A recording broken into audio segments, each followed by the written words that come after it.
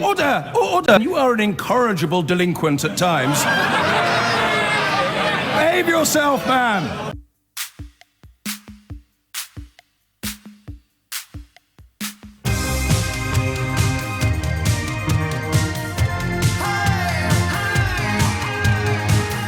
I'm thinking of popping down to the Garrick Club later. It's just around the corner, very smart. Quite expensive membership fees, and I think you have to wear a proper tie and stuff, but I'm not going to do any of that. I'm not going to pay as much as the proper members do, and I'm certainly not going to wear the tie. I'm just going to turn up and demand some lunch. Free access, right? I have access to the dining room. And if they say no, well, I'm out of there, frankly, because no deal is better than a bad deal. A little bit glib, a little bit facetious even, perhaps, but also a little bit closer to the truth than some of the newspaper coverage that you'll be reading in this country.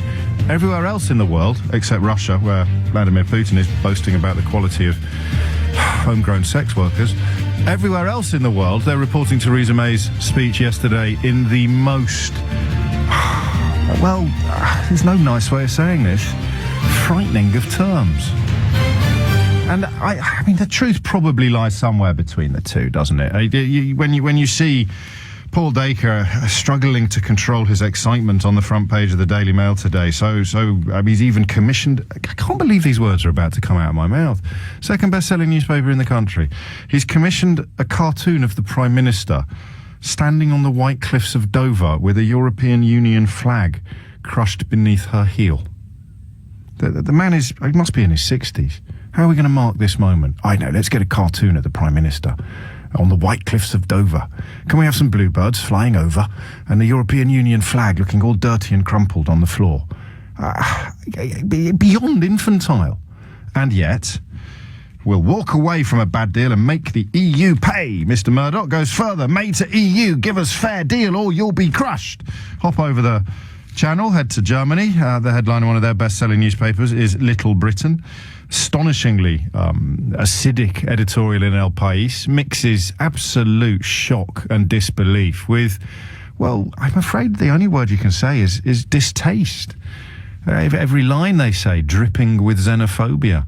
Quite an astonishing attempt to assuage the sensibilities of one or two newspaper editors and owners while chucking the entire country under a bus. Perhaps. I don't know. What's the best question to ask this morning? I'll tell you one thing I want to work towards, and I'll put this on your to-do list, because I think it's probably a little bit early to start doing this. I look forward to the day, and I appreciate I'm part of this problem. I'm certainly not part of the solution yet. But I really look forward to the day where we look back upon these last few months and can't quite believe how ill-tempered and how rancorous everything became. We'll sort of look back and think, blimey, do you remember when we were screaming at each other about this and social media was full of that, and you look back and I can't quite believe it.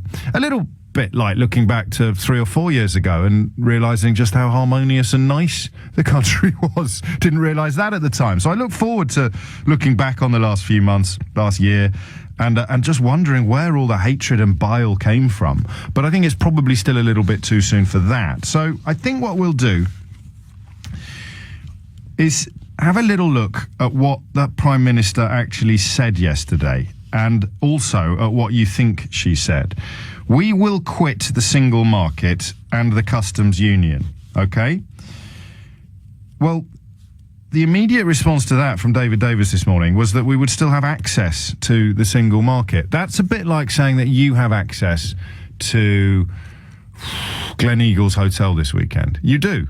You have access to Gleneagles Hotel this weekend. There is literally nothing that can stop you or prevent you, unless they're full, and they're not, I've checked. You can go and stay at Gleneagles for the weekend. You have full access to Gleneagles, but I can't afford it, James.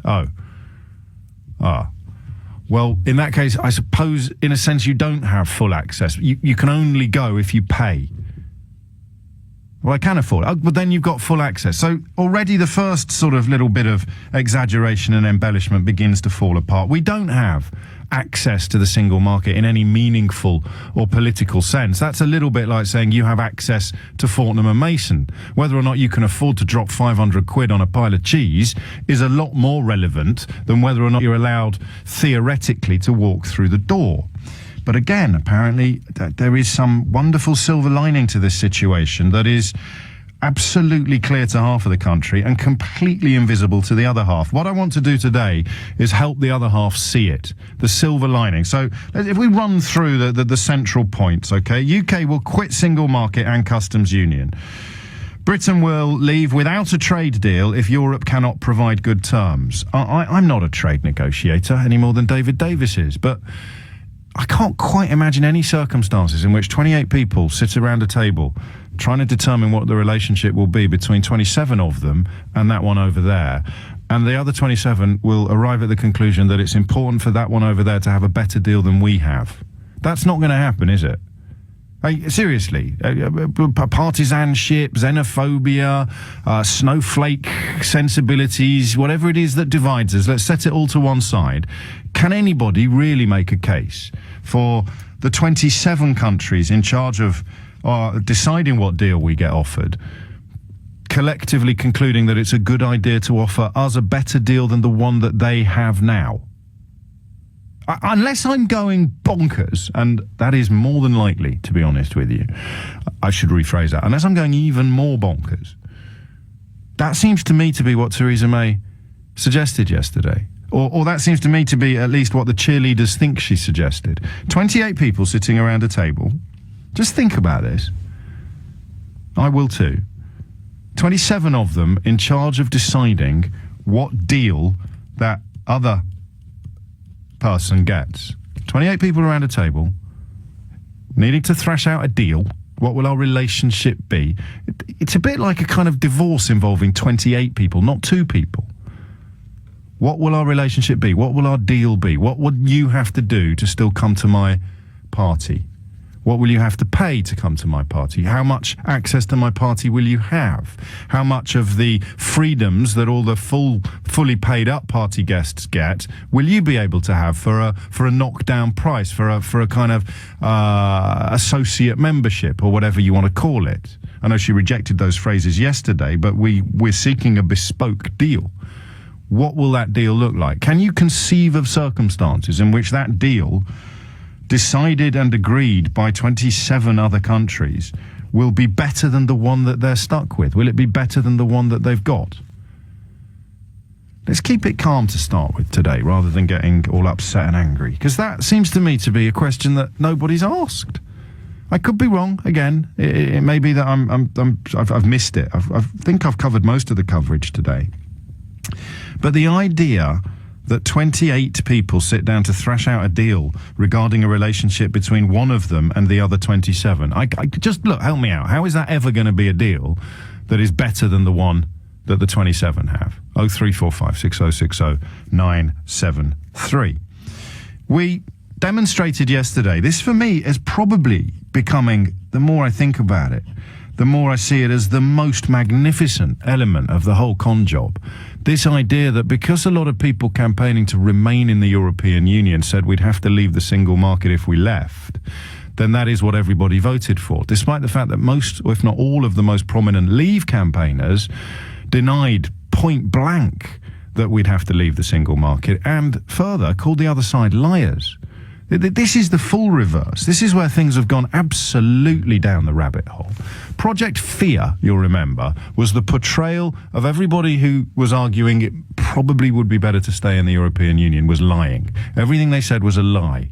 And then as soon as it turns out that they were telling the truth about having to leave the single market, the people who told us they were all liars say, well, you see, you knew all along because they said it. Yeah, but they're people you told us were lying. That was all part of Project Fear. You're telling us now that it was true? Yes, it was true. And you voted for it. You knew exactly what you were doing. They told you that you'd have to leave. Yeah, but we voted for you. And you told me they were lying. You'd have to be a madman to leave the single market, I think Owen Paterson said. Absolutely nobody. Let me be quite clear, said Daniel Hannan. Absolutely nobody is talking about leaving the single market. Farage saying we could have a deal like Norway, which has freedom of movement. All of them lining up to call the other side liars. We voted to leave political union. That means we leave the single market. Absolutely nobody is talking about threatening our place in the single market. Yeah, but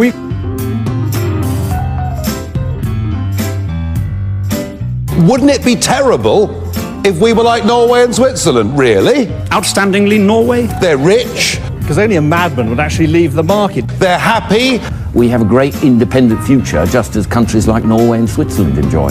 they're self-governing. I mean, Norway, Switzerland, all of these countries have complete free trade with the EU. And by the way, I can't help noticing that they're doing pretty well. And people say, well, actually, Norway, Iceland and Switzerland do pretty well. The Norwegian option, the EEA option, I think that it might be initially attractive for some business people. You know, the Norwegians have no ties in terms of foreign policy with the European Union. They have no ties in terms of their fishing industry, where they have a 200-mile limit. They are opted out and exempted from all the things that really make the British mad.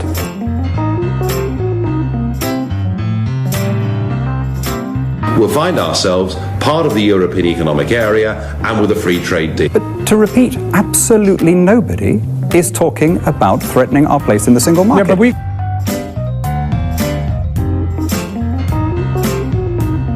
When the other side said, I can't quite see how we're going to be able to do any of this without leaving the single market. But they weren't lying. They were right. So what was Project Fear? A lie. It wasn't fear-mongering or scaremongering. It was an accurate description of what was going to happen. But if you voted to leave, you did so because you had been told that people saying we'd have to leave the single market were lying. I know this should be pithier. I know this should be. I've got to be careful what words I use. I think rancor and pithier, it's asking for trouble on live radio, isn't it? Might try and find some synonyms in a minute. But that to me is that's the Emperor's New Clothes moment in a way, for me. That's because obviously there's not anything even remotely close to consensus or agreement on these issues. But we sit there and sort of try to work out where we might find common ground. What can we all agree on? And surely we can all agree on that. The people who said that we were going to have to leave the single market were telling the truth, and they were all on the Remain side, and a majority of voters in the referendum decided they were liars. All of the people on the Leave side who won argued that we wouldn't have to leave the single market, and now that we are leaving it, they're saying that's what they wanted all along. Hey, I'm sorry, I can see the Emperor's penis. Why can't you? 0345 6060973 is the number you need. Why are you still arguing that he's wearing silk boxer shorts and gorgeous flowing robes? The people on the Remain side told us time and time again that we'd have to leave the single market. Probably. Almost certainly. And they were right. But the people who won portrayed them daily as liars. So we believed them. There's no clothes there. I mean, what is it that I miss when I look at that simple statement of fact? They lined up to tell us this. Anyway, that's just one question that needs answering this morning. 0345 6060973 is the number you need. So that's question number one. But question number two is, what do you think we're going to look like as a country? I want to try and keep things a little less rancorous, perhaps, today. We'll stoke it up again, no doubt, in the coming days. It may well that we'll fail keeping things calmer today. But what is our country going to look like? Because I know this is a desperately unfashionable thing to say. I love this place. I really love it. I don't understand. There was one headline in the Mail today that actually made me think, a great nation is reborn. What the flip does that mean? A great nation is reborn. And you see these sort of kind of people that might wear a plastic bowler hat featuring the Union flag. They're celebrating. And I don't know what they're celebrating. Half the country, actually more than half the country, because a hell of a lot of Leave voters voted to leave in full belief that their leaders were telling the truth when they said we wouldn't have to leave the single market. So who actually is getting what they wanted? What is our country going to look like? What are we supposed to be celebrating? Margaret Thatcher invented the single market. Margaret blooming Thatcher invented the single market. It was part of her fetishization of business, and it worked. It was all about ensuring that British exporters in particular, British businesses in general, could make more money by enjoying freedom of movement, of services, of trade, and of course, of people. Margaret Thatcher's greatest business legacy got torn up yesterday by a woman that the Daily Mail is anointing as the new Margaret Thatcher. And you think I'm going mad? Unpick that for me. Unpick that for me. Nobody, literally nobody voted for this because it was never, ever offered. And when it was suggested that this might be what you were voting for if you were keen or tempted to vote leave, you were told by your own leaders that it wasn't going to happen. Do you know, every morning at 10 o'clock, I think it's not that mad. Once I start teasing it out, once we start talking about it, the penny will drop, James, and you'll see what everyone looking through the other end of the telescope is seeing. And then we start teasing it out, and you realise, and I know this sounds self-aggrandising, and I'm sorry about that, but I don't know how else to do it. You realise how rare in the British media at the moment it is simply to state facts in a way that invites confusion rather than a great nation is reborn type headline. Steal of the new lady. I'm so excited I'm going to commission a cartoon. This is my children's future. This is my country. And they are changing it in ways that nobody has voted for, ever. What did you vote for? I want less immigration, James. All right, that's fine. Do you want your children to be prevented from working in continental? I don't know, because you don't know yet what you're going to get. Why do you want less immigration? Why, it's ruining the country, James. Is it? Is it really? You know, freedom is a two-way street. This is another thing that seems to have been completely missed from the entire debate. We're not stopping people enjoying freedom of movement. We are stopping ourselves from enjoying freedom of movement. And the idea that the 27 people sitting around a table, or the 27 teams sitting around a series of tables, are going to give us a deal that's better than the one they've currently got is about as close to the definition of insanity as I can get. But again, I must be missing something. That analysis must have enormous flaws in it, a gaping hole. It's not a penis at all that I can see dangling between the emperor's legs. It's a great nation being reborn. It's 10:18.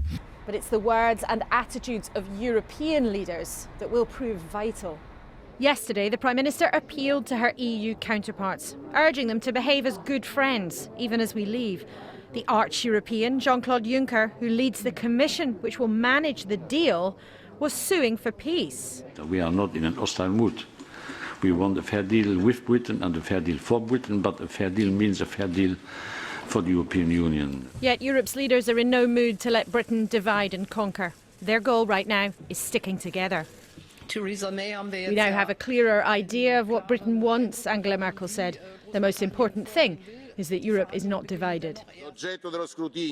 And in public and in private, here's the reality.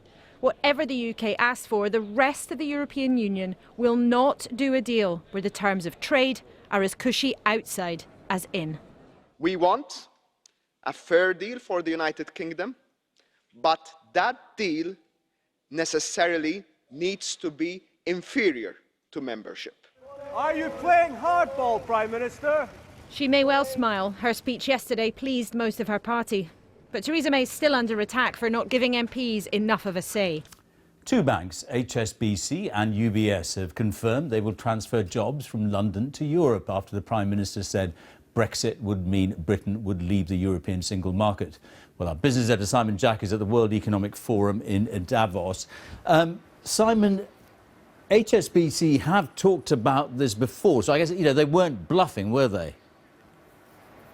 No, it seems they were not, George. They have been saying for months that if we were to leave the single market, then they would move about 1,000 high-paid bankers to Paris. And we also learned today a little bit more about how much business they'll be taking with them. They'll take with them 20% of HSBC's European banking revenue. Now, they wouldn't split that out for me today when I spoke to them, but it's comfortably in the hundreds of millions, potentially billions worth of revenue. Now, that's not the same thing as profit, but still a big chunk. UBS also confirmed today on plans that they could move up to 1,000 bankers, most likely to Frankfurt. And remember, this will be a hit to the exchequer, of course. There'll be few violins for bankers leaving, but just remember, these are some of the highest paid people in the country, making hundreds of thousands of pounds each. So the exchequer will see a hit. There'll be erosion of London's place in the global marketplace for financial services. So it seems very clear that what were once contingency plans have now, since Theresa May's speech, become a reality. And it is a simple enough question, although goodness knows I doubt the answers will be. What are we supposed to be celebrating today? Given that the almost undiluted newspaper coverage in this country is portraying Theresa May as a cross between Boudica and Margaret Thatcher, every other newspaper in almost every country with whom we'll be negotiating our Brexit deal is portraying her as a sort of cross between, I suppose, I don't know what they're really portraying her as. A sort of xenophobe, a cheap, lazy xenophobe who's in thrall to the editors and owners of newspapers. What are we supposed to be celebrating? I say it again. I love this place. I love this country. I love almost everything it stands for. And yet the argument in the newspapers today is that a great nation is being reborn. How? What's it going to look like? Give me, seriously, share your tinsel and bunting with me. John's in Putney. Come on, John. What are we supposed to be celebrating? Well, I think I'll start by reminding you of, well, a relatively well-known, very old phrase, about 100 years old, I think. Certainly getting on for that. And that is fog in channel, Europe cut off. And yes. For people who are not completely familiar with it, it's the idea. I mean, it kind of happens everywhere in local news, but it's this sort of notion that the big news, if there's fog in the channel, is that Europe is cut off from us. 440 million people in this day and age, cut off from the 60-odd million people here. Exactly. Expand a little, because I don't think that is genuinely something I'm supposed to celebrate. We're supposed to see this in the light that we are the ones that have everything to win. Yes. I mean, this is notwithstanding the fact that, let's take Germany. They have a fantastic export record to places like China, and they already are stitched up, as we would be given to imagine, by being part of the EU, part of the Euro, you name it, they're strangled, and they don't even have a royal yacht, which we used to have, which used to help us sell everything. Do you really believe this? We are living in a kind of fantasy delusion. No, you're not. So you're is it a fantasy and a delusion? I mean, let's. I think it is. I think there is a delusional aspect to it. Are we going to become a deregulated tax haven? Yeah, offshore sweatshop tax haven. And that's what we're celebrating? Yep. And who's that good news for? I mean, being a deregulated tax haven, that's good news for very, very rich people who don't think ordinary people deserve rights and protections, yeah? It depends on the operators. I mean, let's not forget, we're always being told that, BMW was still on to sell their cars. I mean, don't forget one of the biggest builders of cars is BMW in this country, who have a plant in Oxford making minis, the emblematic symbol of Britishness. They could pull that out, or they could put the screws on it. They could do whatever they liked, but the point is, it's theirs. Yes, it's not ours. And the same applies. What is our biggest car manufacturer now? The actual, as in, it's probably Jaguar Land Rover. I wouldn't like to be certain, unless it may be Ford. Although Ford obviously produced over a whole series of other plants. But it's not British owned, not just in terms of production, in terms of ownership. British owned and British based. What's our biggest car company?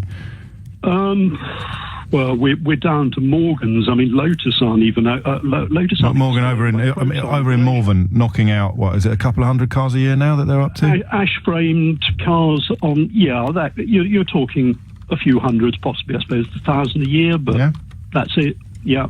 Okay. Okay. The other ones, in fairness, probably JCB knocking out Plant. That's British, although I think if you see the helicopter going out of Battersea Heliport, it's got a Manx registration on it. Okay, we're complicating matters. So you're not cheering. Your party popper. Your party popper has pooped. It never really did. I never got it out. Ever since the 23rd, I think. What are we doing to ourselves? Well, we're going to find out this morning. It's a sincere quest for people who are popping their party poppers and waving their flags and wearing their sort of plastic Union flag bowler hats. What are we celebrating? 0345 6060 973. Michael's in Newport. Michael, what would you like to say?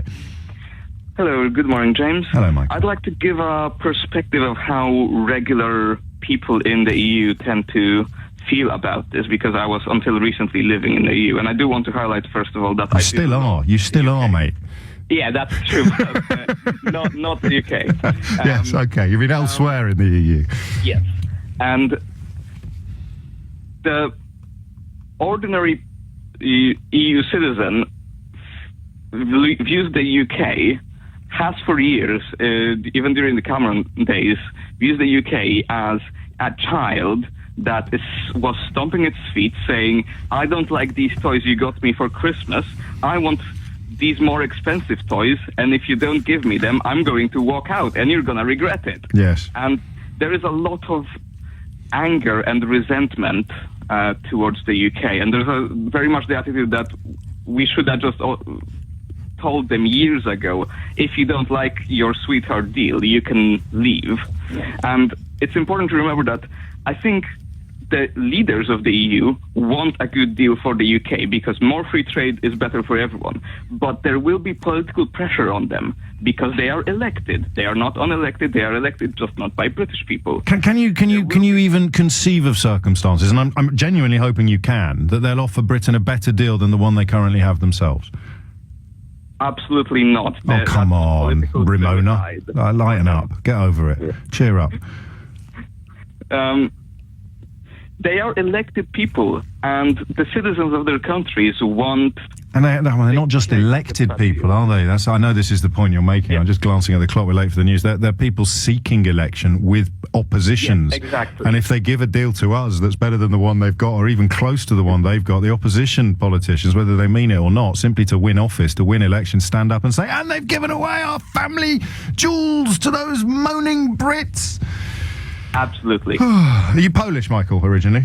Yes. I discovered yesterday, because stuff like this I think should be better known. It might have changed the flavour of the nation at the moment. It was a Polish fella who used the Enigma machine to crack the German codes, wasn't it, with Alan Turing in Paris. It was the anniversary of all days. It was the anniversary yesterday of a Polish mathematician in conjunction with a gay British mathematician who, of course, was criminalised as a result of his sexuality in Paris, so over there with those garlicky French frog's leg eating French people. They came together, a little bit of freedom of movement, a little bit of gay Brit, a little bit of Polish fella, and they effectively won the war. Yeah, and what Bletchley Park did was mostly keep updating the codes because the Germans kept changing them over time, but the initial cracking was actually, as far as I know, done in Krakow in Poland before the invasion even happened. Well, thank God we're getting out of that. Seriously, it's 10:31. Now, Europe's leaders have been telling Theresa May how difficult her plan for Brexit's going to be to negotiate after her speech yesterday and warning to them not to cut up rough. Downing Street, however, had to defend the Foreign Secretary, Boris Johnson, who was accused of abhorrent, crass and deeply unhelpful language as he compared the French president's approach to Britain to a prison camp guard in a World War II movie issuing punishment beatings to someone trying to escape. Here's our political editor, Gary Gibbon. Die Briten planen definitiv einen harten Brexit. In one chorus, Europe judged it hard Brexit. Theresa May annonce un Brexit total. Czeka nas twardy Brexit. Theresa May had chosen full separation. She was slamming the door, one paper said. That risked leaving Britain diminished. In Strasbourg, the European Parliament's man attached to the Brexit negotiations taunted British MEPs and the UK's attempts to woo America's president-elect.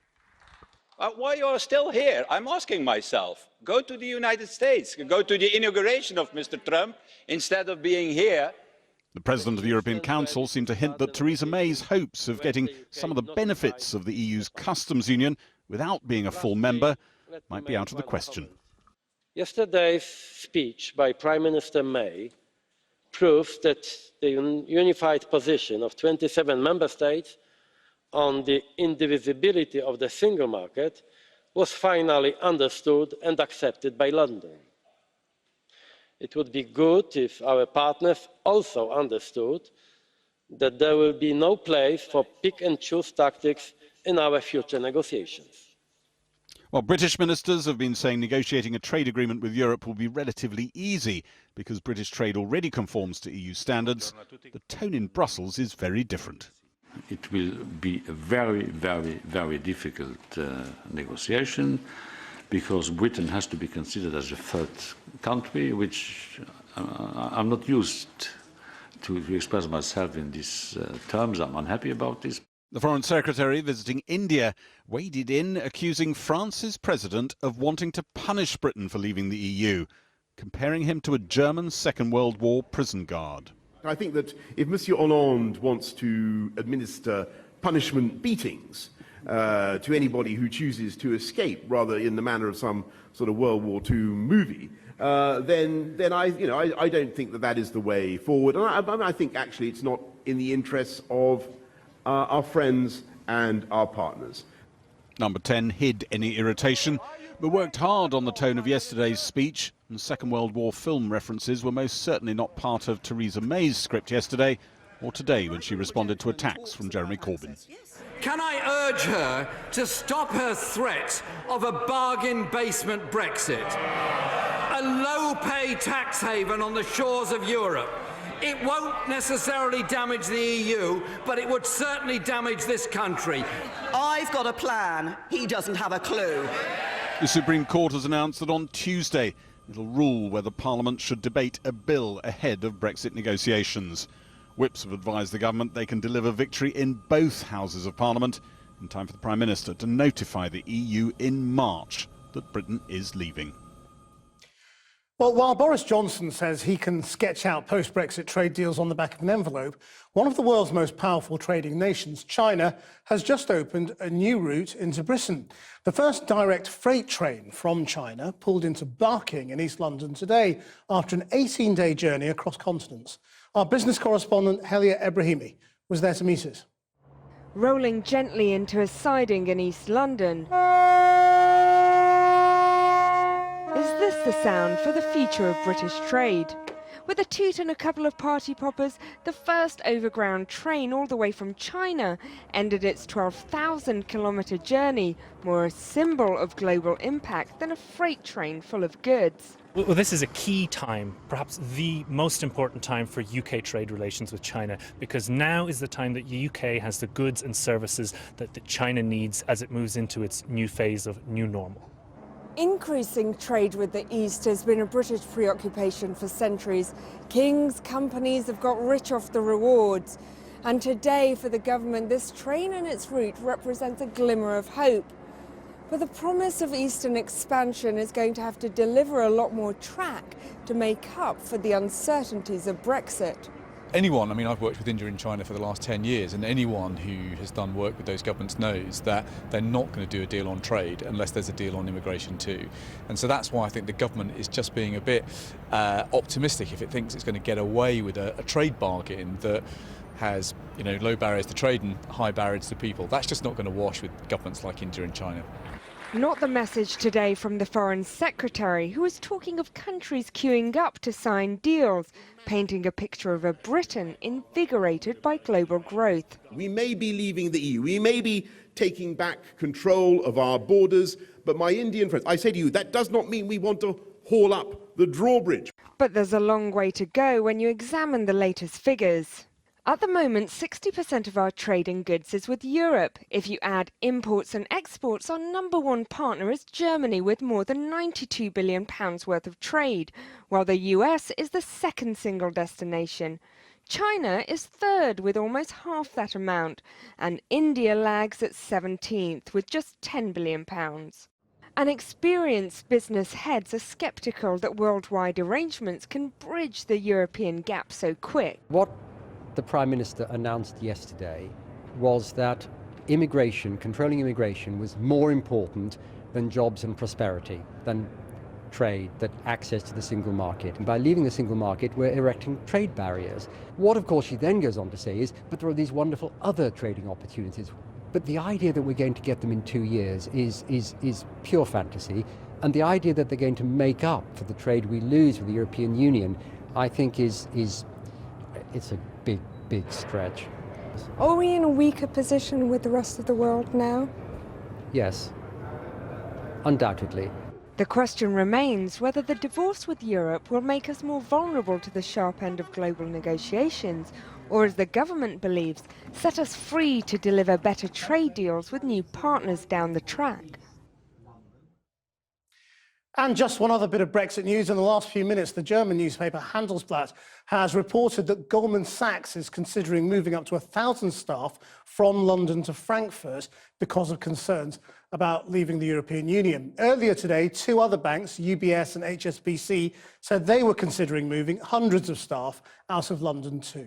Guy Verhofstadt will be the EU's, I think, chief negotiator, will he, during these negotiations? I'll just give you an insight into what he's saying, because you'll struggle to find it elsewhere.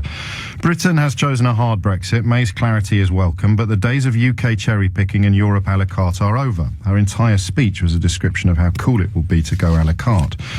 Threatening to turn the UK into a deregulated tax haven will not only hurt British people, it is a counterproductive negotiating tactic. Well, he would say that, wouldn't he? What's wrong with living in a deregulated tax haven? Well, fill in the gaps yourself. And May must take the concerns of the 48% on board, a figure which I would cautiously suggest is probably closer to 60% now. The current lack of clarity for UK citizens in the UK and vice versa is disrupting many lives. But hey, on the other side of the seesaw, there's some really cool stuff going on. I know it's cool because there's a cartoon on the front of the Daily Mail that shows Theresa May standing on the White Cliffs of Dover. I'm just going to double check there aren't any bluebirds flying over, actually. If there isn't, they've missed a trick. They've missed a trick. That's so unpatriotic. They've got the White Cliffs of Dover on the front page of the Daily Mail, but they ain't got no bluebirds flying over. That is shocking. That is absolutely shocking. So there must be stuff at the other end of the seesaw to balance out all of this bleakness and pessimism. Let's hear what it is. What are we celebrating? Actually, allow me to be selfish for a minute. How is my life going to improve? 03456060973. Or my children's. Or yours. Or your children's. Would you like to hear some good news? Relevant perhaps not to the entire nation, but good news nonetheless. Rachel Venables is here.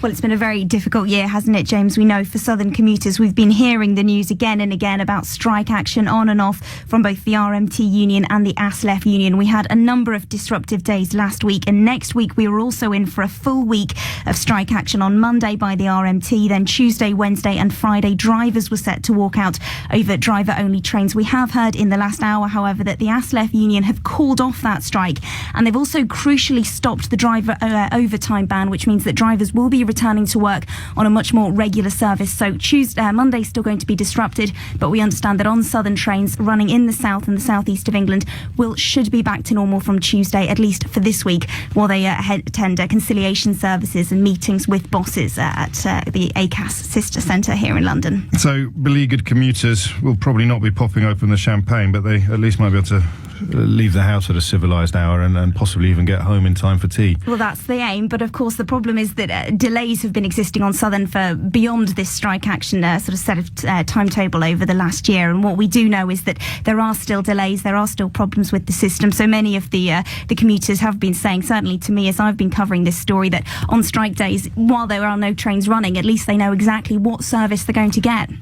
Thank you very much indeed, Rachel Venables. The time now is 10:37. You're listening to James O'Brien on LBC, where we're just trying to work out what we should be celebrating. In the spirit of Theresa May's speech yesterday about needing to be unified and all together and sort of warm and cuddly and fuzzy around the edges. But some people still struggle to see what it is we're supposed to be celebrating. As the man leading the negotiations regarding what Britain's relationship with the EU will look like talks about the days of cherry-picking being over, and Theresa May essentially launched yesterday a great big defence of cherry-picking. So what are we supposed to be celebrating? And come on, have a look at my banal analogy. I'd left the gym last year, but I'm going to pop by there later today and demand full access to all their facilities and extra towels. And if they don't let me have it, then I'm out of there, because no deal is better than a bad deal. That's what we've done. Joe's in Twickenham. Joe, what would you like to say? James, I think the problem is that you're trying to have the discussion from the starting point that the whole thing was about a sensible discussion in terms of what can we do to improve the UK's economic and social situation and, through our relationship or not relationship with the EU. The problem is I don't actually think that was ever the starting point. I think the starting point right from when the referendum was called in the first place, right through to the announcements that she made yesterday, is it was about sorting out internal problems in the Tory party. Well, not even sorting them out, just containing them. Well, yes, exactly. It was about trying to appease the far right. It was about trying to reduce the influence of UKIP, keep them sort of in a box somewhere. And so, if that's your starting point, how can you ever come up with a sensible solution? If you think that immigration is the cause of every single problem that we have in this country, and therefore absolutely the most important, red line in the sand is freedom, free movement of people. Everything else is sacrificed. And around that, how can you possibly come up with a policy that is actually realistic and is going to work? Well, this is the point at which I say, well, it's not just about immigration, it's about sovereignty and where laws are made. And then, of course, the prominent Leave campaigners who made those arguments also made the argument that we'd never leave the single market. So if ever a flush were busted, it's that flush right there. Yeah, but what she's doing by the whole single market thing is you're not going to get single market without freedom of movement. And she knew that freedom of movement had to be her starting point to keep all of these people happy. And therefore, I don't trust that it's a day for celebration. But even if we reduce immigration, and I don't think we'll have to, frankly, given what's going to happen economically. Immigration is not the problem. No, not for you, but for a lot of people who cast their vote that way. This is the new phrase I have to use. The political reality is that many people feel their lives are being diminished or damaged by immigration. It's not the actual reality, but that's the political reality. So we reduce immigration to, 11 people a year, and none of their problems go away. Well, exactly, because it's a bit like pinning a murder on the easiest suspect and first person that you come across, and in fact, actually, you're convicting the wrong person, and the real culprit, i.e. underfunding of the NHS, for example, as one thing, is still out there. But I'm not going to stop being logical, because I don't actually agree with you. I don't actually agree that 52% of voters cast their vote solely or exclusively or almost entirely because of their attitude to immigration in particular. But why is she then making that her starting point for every economic decision subsequently made? Because that minority of the 52%, which none of us really have the confidence to define or count, partly through modesty, partly through fear. And what percentage of your own country is full of chomping, ignorant xenophobes? God knows. But if she is acting almost entirely to appease them, it doesn't mean that everybody who voted in the same way as them did so for the same reasons.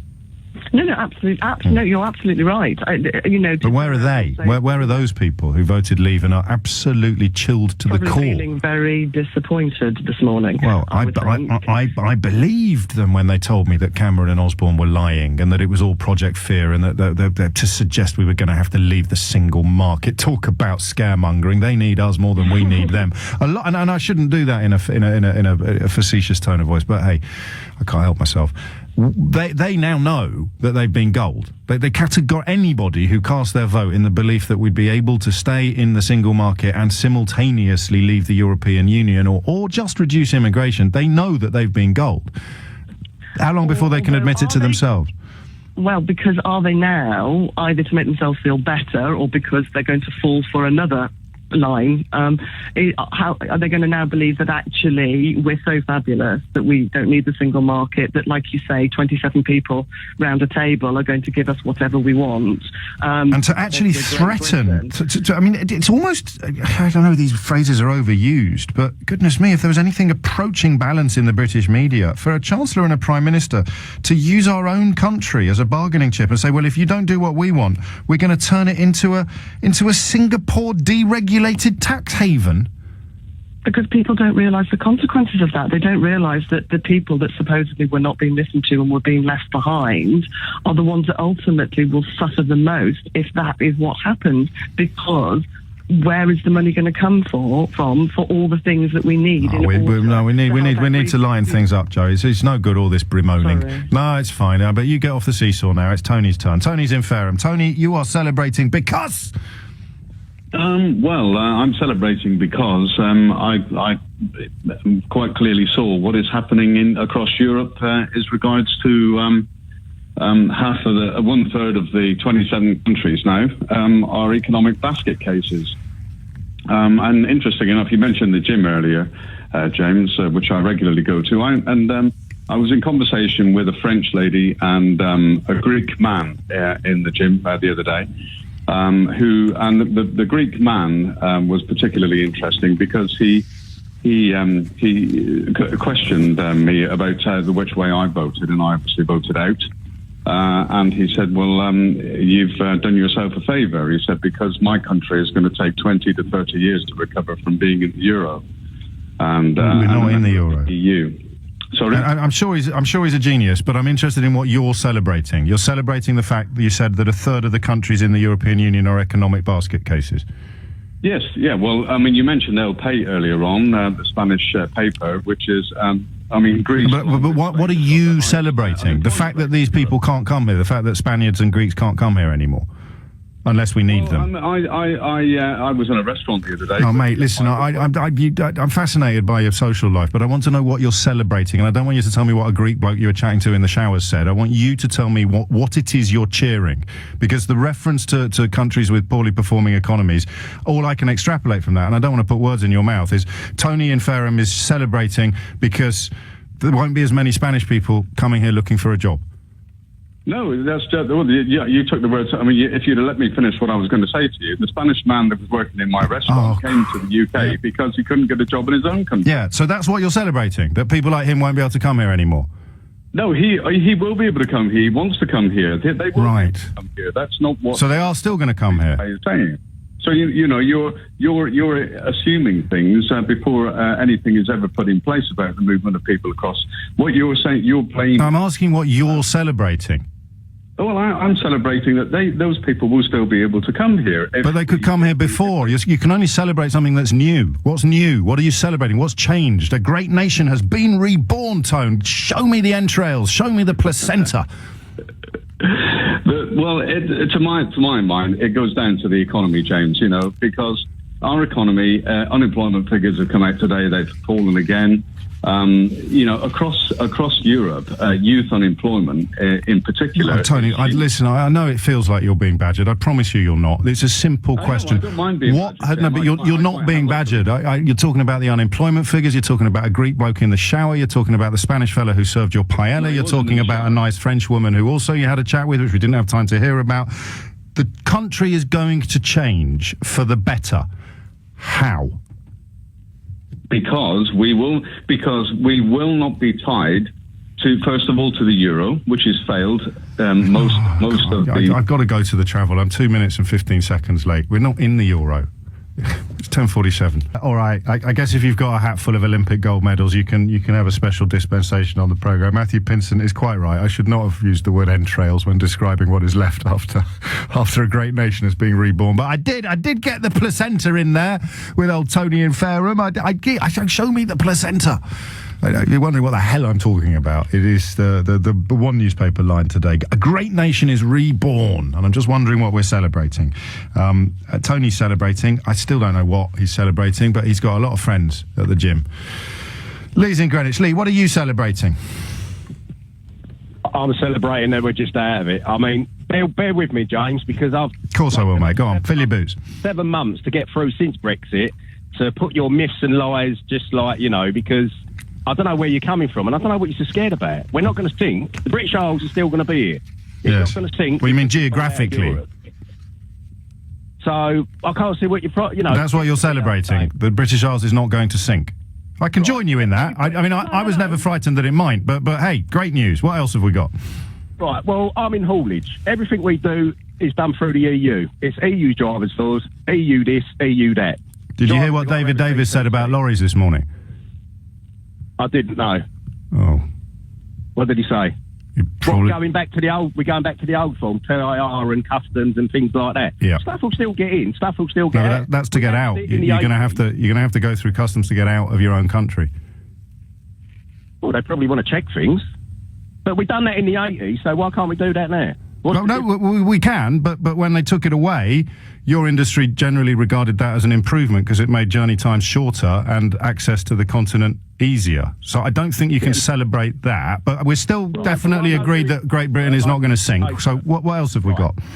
So I do UK work, so that don't affect me. So they decimated the haulage industry in this country because they brought in a driver's CBC. Yeah, but you do UK work, so that doesn't affect you. No, still had to get the driver's CBC to be able to drive a lorry. That's like saying to you, James, that board you got in front of you, where you do the fader, press the button for the ad and that, We know you can do it. You've been doing it for 10 years or however long it is. But what you got to do now, you've got to do a course on how to do that, and it's going to cost you £500. And you've got to do that every 5 years so you can carry on doing your job. Yes. That's from the EU. And the myth.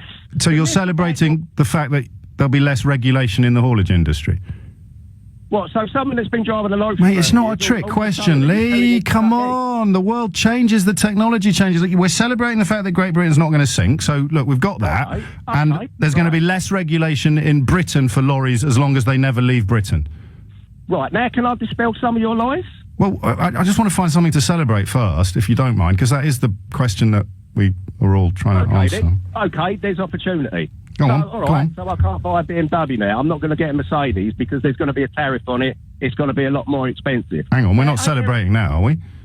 Ain't there a gap in the market now for a Branson or a Sugar to go, do you know what? I might start my own car plant. Let's get back manufacturing back into the UK. They were both very passionate Remain campaigners. Yeah, but what I'm saying is there's a gap for someone that's got the money to invest and someone that knows how to make So money. you're celebrating the fact that we can invent a new car and sell it into Europe for a lot more in tariffs than we could currently do now? Well, no, can't we sell them, because there'd be no tariffs if people in England buy? What's wrong with making in Britain and selling So in Britain? British cars for British people? Jobs in this? No, come on, James. You said you give me 5 minutes. What's wrong with You've had securing 7 engineering jobs in this country? What's wrong with that? Well, we haven't got the people. And then someone said yesterday, food's going to go up. It already has. Right, so we can't grow food in the United Kingdom. We've got all them farmers that was on EU subsidies with fields and fields being told don't grow anything, don't grow anything. Yes. We'll just pay you anyway. Well, I'll tell you what, it's well out of the box. It's well out of the box. No, it's well out of the box, Lee. I'll give you that, mate. But hang on. So in terms of what you're actually celebrating, it's a mythical car factory and British potatoes for British people? I just don't see why we need Europe. No, I know you don't, Lee, but I'm trying to work out what you're selling. I mean, I could tell you why we don't need Europe, but you'd describe it all. Clegg said, yeah, 2 million jobs are going to go the next day. No, I don't remember there being 2 million jobs. All of a we sudden, haven't left. 2 million people we haven't are left. unemployed. We haven't left. So why are people going to all of a sudden, you're not telling me why it's going to affect them. Because the trade agreement... Put it to me. Okay, let me try. I'm not here to defend Nick Clegg, Lee, and let, it's... I suppose it's public service broadcasting, but the reason why jobs might be under threat are for the reasons that you yourself have just, without realising it, explained. In that if we can't build a magical car factory and find loads of British people who want to buy British cars, and I'm not going to suggest for a minute that last time we did that, British Leyland, it saw our roads polluted by the biggest piles of scrap that the motorways of this fine nation have ever seen. But if we can't build our magical British factory or find loads and loads of farmers who hadn't realised that they could grow more food, but Lee's here to tell them that they could. It's completely theoretical. But if we can't build a magic car factory and find loads of farmers who didn't really understand what farming was, then our freedom to sell the stuff we make in this country to other countries, most notably our biggest customer, which is, Lee... All right, so it's Europe. Find out. Okay, so our biggest customer, we won't be able to sell to them without paying tariffs. If we have to pay tariffs, the margin that's left after the sale is smaller, and every time margins get smaller, you're a businessman. What happens to the workforce? Right, all right, put it this way. No, you have to answer the question, because not everybody listening is as clever as you, and they won't have been able to keep up. So when margins get smaller, what happens to the workforce? Well, you've either got to let people go. And that's why Nick Clegg warned about job losses. Now, what else can I help you with? Right. So another EU thing was the LEZ. That's EU, by the way. That came in 2008. That was Red Ken started that, yeah? It was every capital's got to have an LEZ. Now, O'Brien, I'm thinking... A low emission zone. Again, for people listening who aren't quite clear on this, you know how many people are dying of pollution in London at the moment every year, don't you? No, I'm not saying that, but you have to adapt. 2018, I've got a refleet. So I've got to find £750,000. Where are you going to buy your trucks? Do you think we'll have our magic truck factory up and running by then? Business, because put it this way... You might go out of business, and you're confused as to why Nick Clegg said that leaving the European Union might cause us to lose jobs. Hold up, the LEZ's an EU rule. If it weren't for them, we wouldn't have the LEZ. The LEZ is keeping people alive. All right, why ain't Dublin got one? Pardon? Why ain't Dublin got one? Well, then your own argument falls apart. If it's imposed by the EU, you tell me why Dublin hasn't got one. It's your argument that you're demolishing, Lee. Right, no. When it comes to mate. 2008... No, tell me why hasn't Dublin got one? I don't know. Why hasn't Dublin got one? Because they're probably more sensible, because at the time... No, but if you have to have one, Lee, tell me why Dublin hasn't got one. Because they probably said, we're in a recession, the businesses we got are struggling... Oh, so you don't have to have one, then? We're not going to kick them while they're down. So you don't have to have one? Dublin.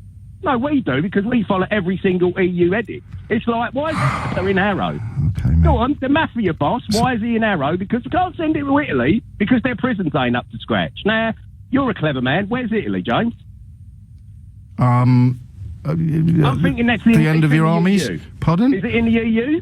Yes, is Lee. Italy in the EU? Yes, it is in the EU, Lee. Right, so how comes their prisons ain't up to scratch? Mate, you got me here. I'll tell you what, I've never felt this much on the ropes in all my years of broadcasting. You're not getting the point. We followed every single EU rule to the letter. Okay, mate. That's why. So just to recap, because I'm late for the news. I'm late for the news. So we're celebrating. All right. What again? Just sort of in nutshell points. It's not a mythical. I'll just say someone with a bit of insight might think there's a gap in the market. I'm not saying magical. Don't try and make me out to be an idiot. I'm not saying it's a magical. Top 3 truck manufacturers in Europe. Can you name them off the top of your head when you have to refleet? Probably Scania, Renault, and Volvo. BAF, Mercedes, and Scania, mate. Yeah, I bet you're doing some cracking business over there. It's 11 o'clock. On a momentous day, Theresa May said Britain will quit the single market. She put Cameron's feeble negotiations to shame with an ultimatum to Brussels. We'll walk away from a bad deal and make EU pay. Woohoo! Those of us who are a little bit immune, perhaps, to this curious xenophobic Kool-Aid are wondering what we're supposed to be celebrating. And we've not done too badly today. Lee, who you heard just before the news, he is celebrating the fact that Great Britain's not going to sink and that we might be able to have more pollution in London. That's great, I suppose. I can't quite establish whether the low emission zone is compulsory or not. I was under the impression that Ken Livingstone introduced it voluntarily, but, you know, still... If you're a fan of pollution, then it may well be that leaving the European Union is going to be able to increase the levels of noxious gases we can pump into the atmosphere breathed in by our children. And what was the fellow with the gym saying? That fewer Spanish people with jobs are going to... No, nothing. I got nothing. But it's only an hour old. 5 minutes after 11 is the time. I'll give you the phone number as soon as I've got some phone lines free. Mary is in Elton. What are we celebrating, Mary? Yeah. Good morning, Mr. O'Brien. Hello, Mary. What I'd like to ask the so-called Ramonas and Brexiteers, whoever thinks since immigration is such an important part of this referendum, I would like to know the 23,000 NHS nurses who are desperately needed right now, the 10,000 doctors who are needed, the care home who they claim are full of foreigners like myself who cannot speak English, the schools that are now recruiting people from Canada, Australia, and America. Where would they get the people to fill these places that are desperately needed right now? I think the farmers could grow them. Grow them? Well, I wasn't grown. No, but you've got to embrace the future. We've got all these farmers who are having their subsidies taken away. They will be able to grow fields of nurses. Yes? Yes. Well, come on! I am speaking as a retired nurse. Well, the country's had enough of experts, Mary. We're going to grow fields of nurses. What else do you need? Doctors. So we'll do it on crop rotation. 1 year we'll grow nurses, then we'll grow doctors, and then if we need them, we'll grow a few teachers. There you go. What are you worried about? They'll have to feed them and grow more because they need them right now. Well, you know, maybe we could buy some fertilizer. Well, I was one of the recruits who the British government recruited in the early 1960s to come to work in the NHS, like hundreds of thousands of us. And you, madam, are one of the foundation stones upon which this beautiful country has been built. And I would like to apologise on behalf of half of my fellow citizens for the insult that has been delivered to your legacy. And not only that, my two sisters, they are NHS medical doctors. Oh, so you're the black sheep of the family then? Well, I am. And I even look black too. Mary, I love you. Thank you. So let the people know that we are here forever. Doesn't matter. Yes. And what are we going to get? 23,000 nurses, 10,000 doctors, countless care home professionals, and the rest of it. I'm on it. Mary and I have got it covered, seriously. Channeling Lee, we're going to grow them. Robert's in Medway. Robert, Kent. Now, you must be celebrating. What are you celebrating, Robert? I'm celebrating the fact that the reset can finally start. So what do you mean by reset, mate? Reset, well, I'm one of what you would call the working poor. And for the last 20-odd years, I've seen my wage go down as I've changed companies and been made redundant or sacked or whatever over the last few years. So therefore, the foundations are being laid at the moment for the new future. Whether it's good or not, I don't know. And hang on, you can't celebrate that. Well, it's the foundations. What is it? What is it? What is it about the European Union that you think has led to your wages stagnating or your redundancies being delivered? It's numbers of people. It's not. I hate that word immigration because I think it's used as to make it a nasty word. Yes. It's the numbers of people, and it's the fact that a warehouse can be built in Kemsley, yet 60% of the employed are employed through an agency that bring certain people into the country, and that's not really a major issue if it was done fairly and offered to the local people. But did you apply? And yes, I did. I got the job, and I then dismissed a few years later. But I now work for somewhere else. Hang on a minute. Yeah. You're celebrating the fact that that warehouse that employs 60% of agency staff would have to employ people like you, but it did. I'm celebrating the fact that the possibilities for the new beginning to start and for the equilibrium in the wage system at the moment, which only seems to be going down when it comes to unskilled labour. No, you know that's for everybody. That's not just unskilled labour. Yes. Wage stagnation right across the board. My favourite example is the Daily Express, where my friends and former colleagues have spent 10 years trying to get a pay rise, and they haven't had a penny out of a bloke that was one of the big funders of Brexit and routinely takes millions out of the company himself. Just listen, this is going to possibly be a bit... If you don't want to answer this question, just tell me to clear off, all right? But what do you think, just off the top of your head, what do you think an unregulated or a deregulated tax haven is? It's a nightmare. and that's what Theresa May is saying will become if the EU don't do what she wants. I'm not completely opposed to it if there is proper regulation, but obviously... Proper regulation of a deregulated tax haven. Exactly. So you're celebrating something that you described as a nightmare appearing on the horizon of our country because reset. That is only if the European Union want to be absolutely nasty. And can you think from history of an example where the majority membership of a club have offered a better deal to a minority non-member than they enjoy themselves? Well, as a lot of financial industries and a lot of Can you think of an example of when, you know, the people who are in a club, paying to be in a club, and numbering, you know, 27 out of 28 or 460 million out of 500 odd million, 440 million out of 500 odd million. Can you think of circumstances in which they will say to the junior non-member, you can have a better deal in our club than we've got? Well, you know the answer to that is no. But you're celebrating. I'm celebrating, yes, because the simple fact is that we have to make a change. And as you keep on saying, and this is the thing, I disagree with some of the things that you say, but I love the principle that you put forward, and I love you, man. I love you, Robert. I really do. I really do. But it is, for me, looking forward, inside the EU, I can only see things getting more depressive, house prices, rentals going up, but wages is the one thing which we can control the descent into whatever you like to call it. Oh, mate, listen, you know, I'm glad you. I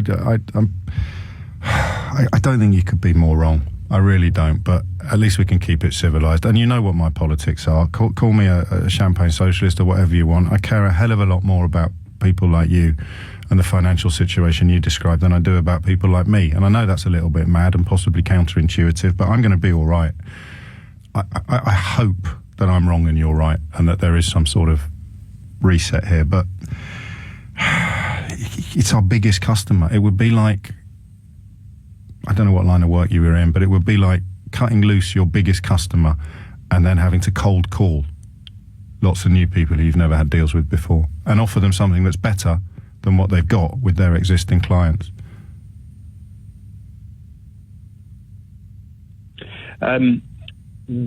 Anyway, there is a sorry. That's all right, right? That's all right. Hey, look, I couldn't do whatever it is you do for a living. I'm pretty certain of that. So there's maybe just spouting and speaking. That's all I do. Well, you do a good job at that because you get me irate all the time. Yeah, well, just don't get angry. Get informed. Seriously, get informed. No, that's why I love you, man. All right, Rob. Take it easy, mate. We cool? Yeah, we're always cool. We're always cool. I disagree. And still, even after that. Even after that. And that's why we are where we are, my friend. At 14 minutes after 11, but at least we can keep it civilised.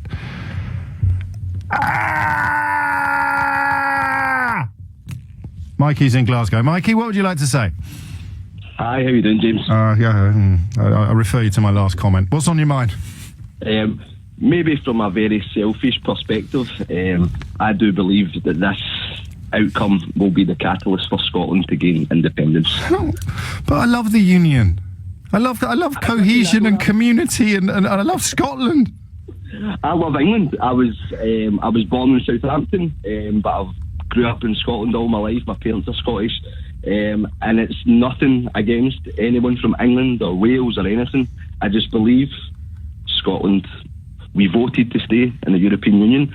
Why should we be dragged along for the ride? Now, you did also vote to stay in the Union, the old Union.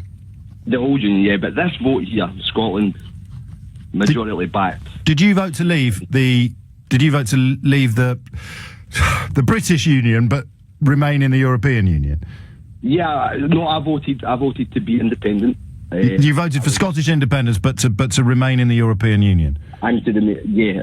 Do you think? I mean, hand on heart, if you had a choice, because you're a bad example. What I really need is someone who voted to remain in the. What do I need, Mikey? I'm sure I know what you mean. I'm sure there's plenty of them. I'm just trying to say what's more important to people if they were given a straight choice between you can stay in the European Union or no, you can stay in the British Union, but you have to leave the European Union. I don't know what the numbers would break down like. The polls don't actually support you at the moment, but polls can change. Yeah, they can, but I mean, I've always been a firm believer in Scotland being an independent country. Fair enough. And obviously you're right, it's not quite what I was hoping to have on my list, but alongside Lee's old Great Britain won't sink and we can build a mythical car factory. Lee was just in a different planet. Bless his little cotton socks. But Robert was as well, and Robert ended the conversation saying he hadn't changed his mind about anything at all. He's still celebrating.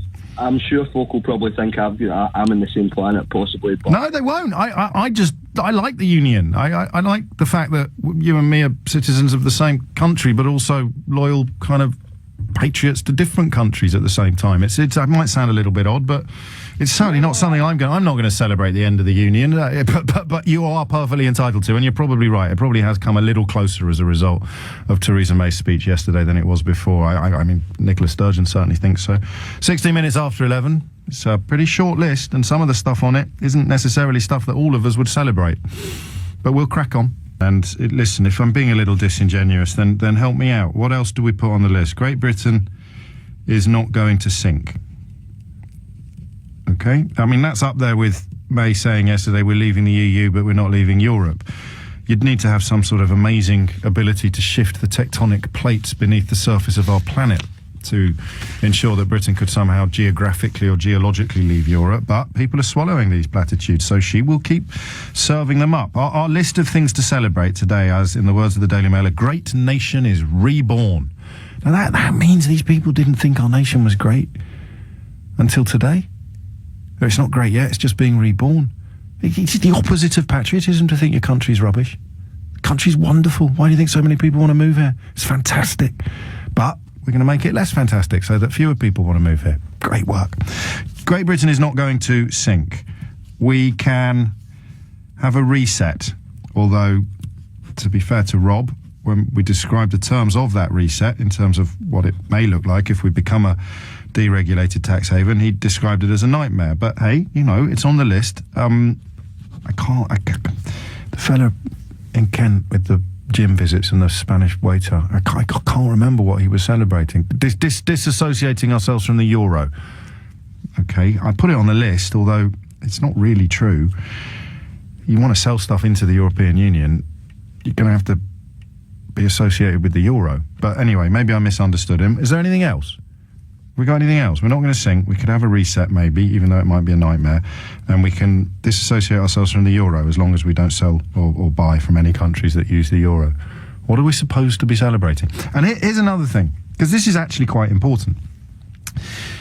Transparency, accountability, democracy, freedom. You remember how all these words were bandied about? So why on earth would you not want to have one tiny corner of the British media asking straightforward, sincere questions? 85% of the newspapers absolutely chomping at the bit for Brexit, even though they can't explain to you what it is we're supposed to be celebrating. When you don't know what it is you're supposed to be celebrating, you start writing platitudes like a great nation is reborn and commissioning cartoons for your front page. If you really believe in accountability and openness and democracy and freedom, no one forces you to listen to this programme. But to call for me not to be doing what I'm doing, it's the opposite of all the things you told me that Brexit represented. Freedom of speech, you can't say what you want anymore.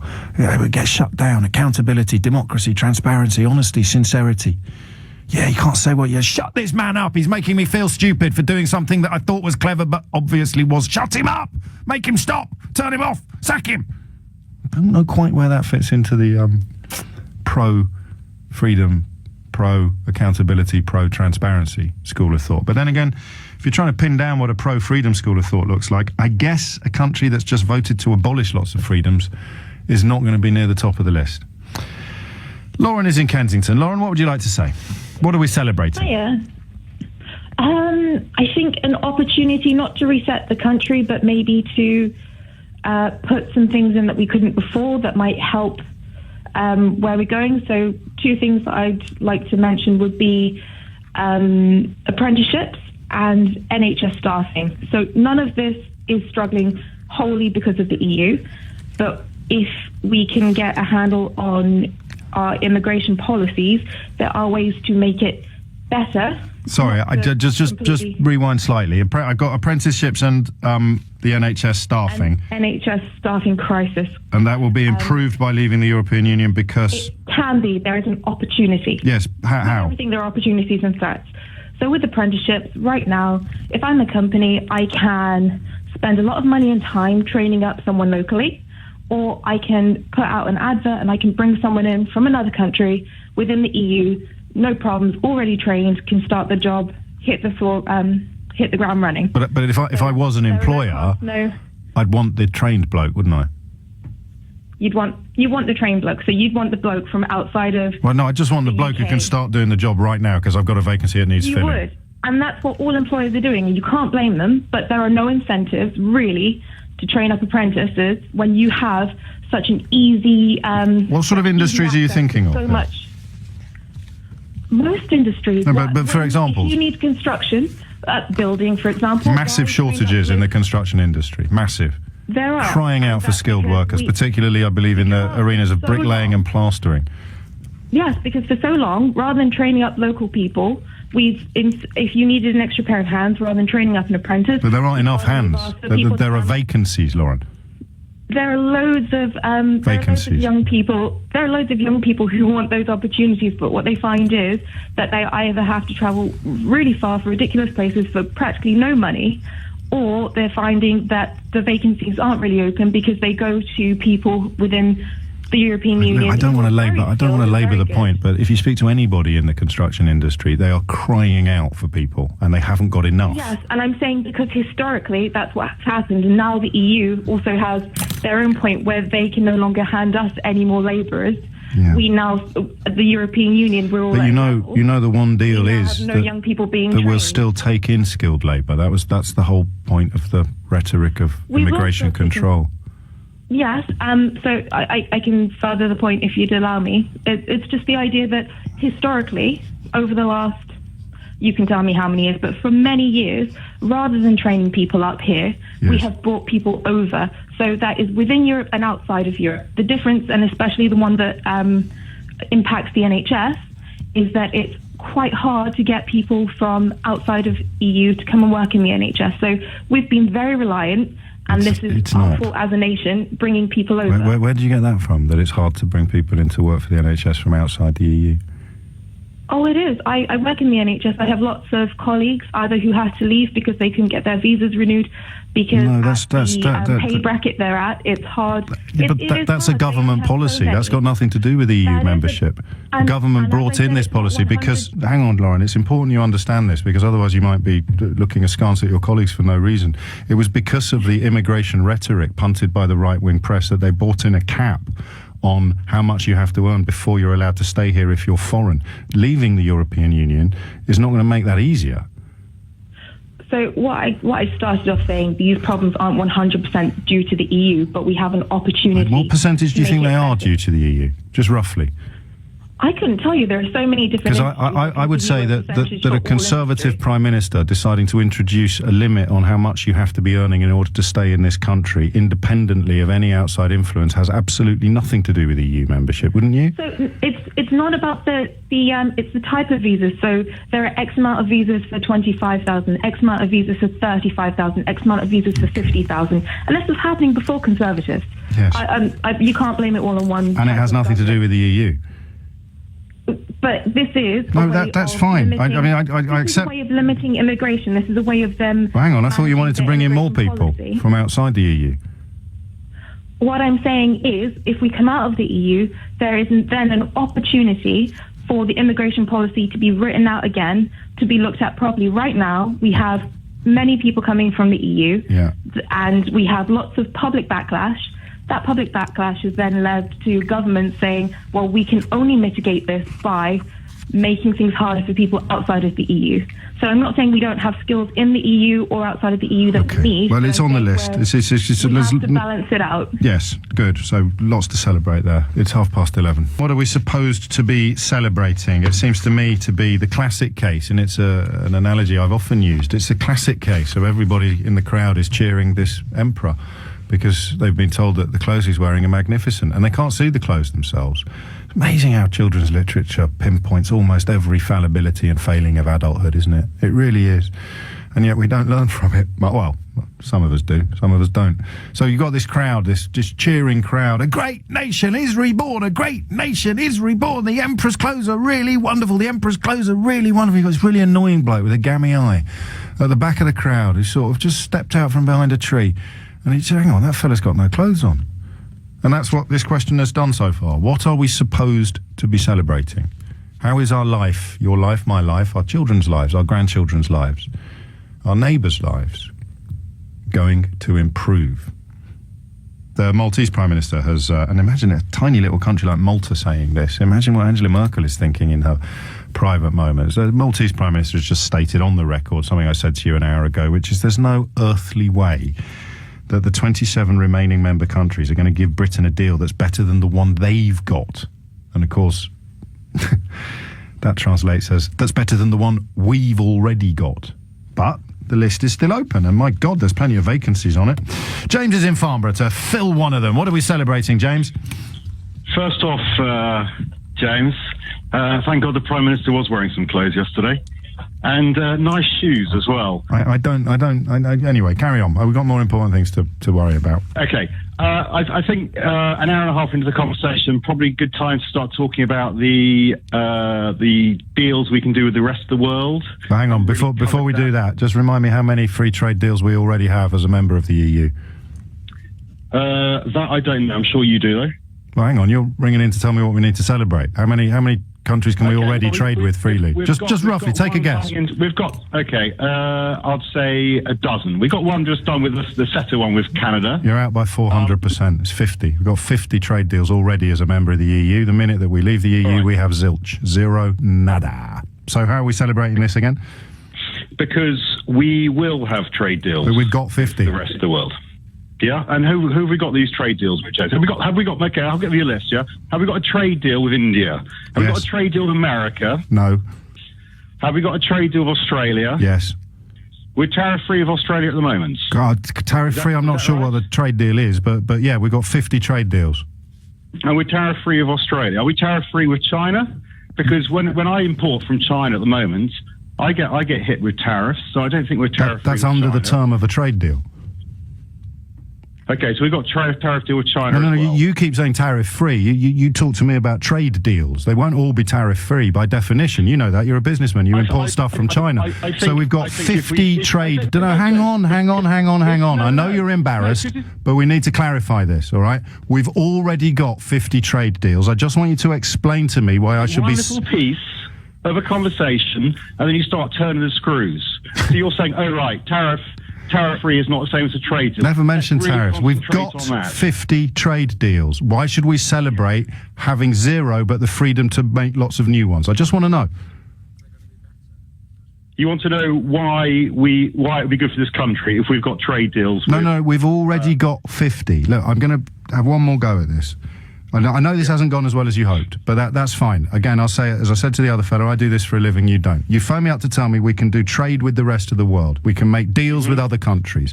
I'm telling you... We could do... Okay. We've got 50... No, because you don't understand the question. You're proving that. I understand You can't answer a question until I've asked it.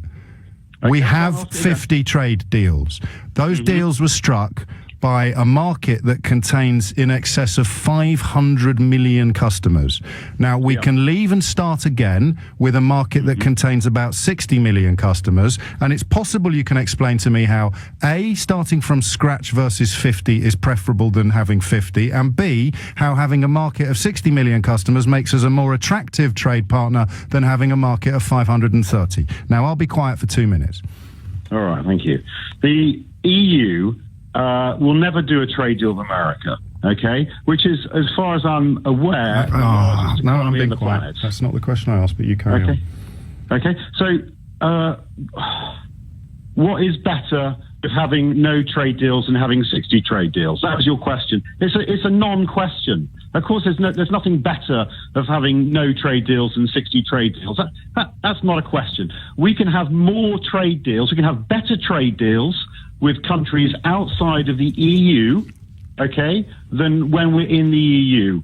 If Boris Johnson and friends get their act together and pull the rabbit out of the hat. That is what I'm celebrating. And it's to be seen whether that ends up fact or fiction.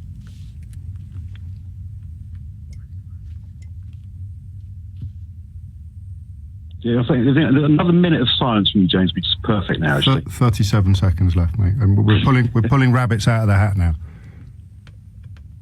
Yeah, I'm not the politician. I'm not the politician who's got to do this. There are politicians and negotiators who are better educated than me that have to. We haven't got any negotiators yet. That's one of the alarm bells that Whitehall have set off. No negotiators. No. Okay, I've got a couple of things, James. Really quickly. We don't need trade negotiators because we've been negotiating our deals as part of the European Union, and all the British trade negotiators think we should have stayed in. But let's have another go at that. You're a big fan. Okay, I'm being quiet. He's off again. Okay, you're a big fan of Newsnight. You've had a go yourself. And the Australian ambassador came on there a couple of weeks ago and said the Australian economy is doing so well because they have managed to sign about a dozen trade deals in 10 years, with the average trade deal taking 18 months. Okay? And that is why the Australian economy is growing and growing and growing. We've got 50. But are they the trade deals we want, James? So well, then we're back to the other question that you failed to answer. I haven't got the numbers. You haven't got anything, but we can at least, let's try and find another rabbit in another hat. And here's the deal. If you're doing a deal, right, as a member of a trading bloc with over 500 million people in it, and the country you're doing a deal with has got its eye on every single one of those potential customers, are you going to get, generally speaking, a better deal or a worse deal than a trading bloc with 60 million people in it when the other country is looking at 60 million potential customers? 100% a worse deal. 100%. Because you'll have a farmer in Belgium or a plum grower in Norway or a plum grower. Romania. Okay, I think we've had our fun. Just before you go, I'm sure you can do basic arithmetic. 18 months, 70. What was it? How many trade deals? If we want to do 50 trade deals like your mates in Australia, and it takes 18 months per trade deal, well then we'll be up and running in 75 years. James, have a great day. Colin's in Yatesley. Colin, what's going on? Oh, hey, James. What are we going to celebrate? Rabbits being pulled out of hats. Oh, man, I'll tell you, I mean, it's a funeral. I'm getting on a bit now, James. I've traded with Europeans since 1985, before the EU really came into operation. And I can tell you, my first experience is I went over to Dublin, our nearest neighbour, with a bit of kit, and because it was over a certain value, I had to stand in Dublin Customs for hours on end with something called an ATA carnet. And that's what we're looking at, basically. The EU, with all its regulations, they're there for a reason. And you know what they are? Is so we know what we're getting. They're not laws, you know that. It's your favourite... it's a favourite question. What's the law you don't like? But that ship has sailed. And all this talk about pulling out of the judicial system, pulling out of the court. The court decides the terms of a trade deal. The court decides the health and safety regulations that you have to abide by if you want to sell into that market. So the European Union legislative, as well as the European Union judiciary, will be determining what our trade deal with the European Union is. It's not like we're suddenly going to be able to disobey their health and safety rules if we want to flog them a car or a punnet of eggs. Oh, exactly, mate. That's right. And I'll tell you another thing. With this stupid talk about trade deals do not make companies. Companies make business. We've had all these British companies who over the years have turned our exports 40% into Europe because it's so easy to do. She's saying these companies now have got to suddenly switch out of the same time zone we deal in right now and now talk to people in Australia, India and China. I've talked to people in Australia and business. You have to get up at 5 a.m. to catch them when they're going home. It's not all bad, is it, Colin? Come on. Plum growers in Norway was something the last fella said that was good. What did you understand that? Oh, mate, I'll tell you, I spend almost every week in some European country. I'm having beers with your man in the street, technicians, people who just do ordinary jobs. The EU's going nowhere. They love the EU, especially the East European ones, because they've come out of a horrible communism, which I could tell you some fantastic stories about. Did you see the picture of Donald Trump's PR woman standing by the Berlin Wall saying walls work? Oh, I missed that one, but yes. No, the thing is, mate, we've had freedom in this country for so long, we don't know what to do with it anymore. I mean, I've got blokes your age. I think you're right, actually. I think that's a really astute observation. It's almost as if we've done this out of a sort of frenzy of ideological inertia. We don't know what we've got till it's gone. Lots of people have told us to get cross. You got a little bit of anti-foreigner feeling, grrr, and it's been turned into this. A great nation is being reborn, Colin. I know. I could tell you, my mate in Hungary was telling me he's 45, same as you, James, or thereabouts. Yeah, all right, mate. 45 in 2 days. Just give me a little bit of time to get used to it, will you? Honestly. At least you could listen to Pink Floyd without having to do it in a quiet room with the sound turned down. And he was telling me about when the secret police would be turning up, you and his colleagues in college, knowing that if he gave the wrong answer, both him and his family are in it. And my mate in Romania was telling me back in his day, if you're walking around the street, the cops stopped you. If you don't have a permit to say where you're going, they take you and dump you in a factory. You'd say, this is not my factory. He says, don't matter, get to work.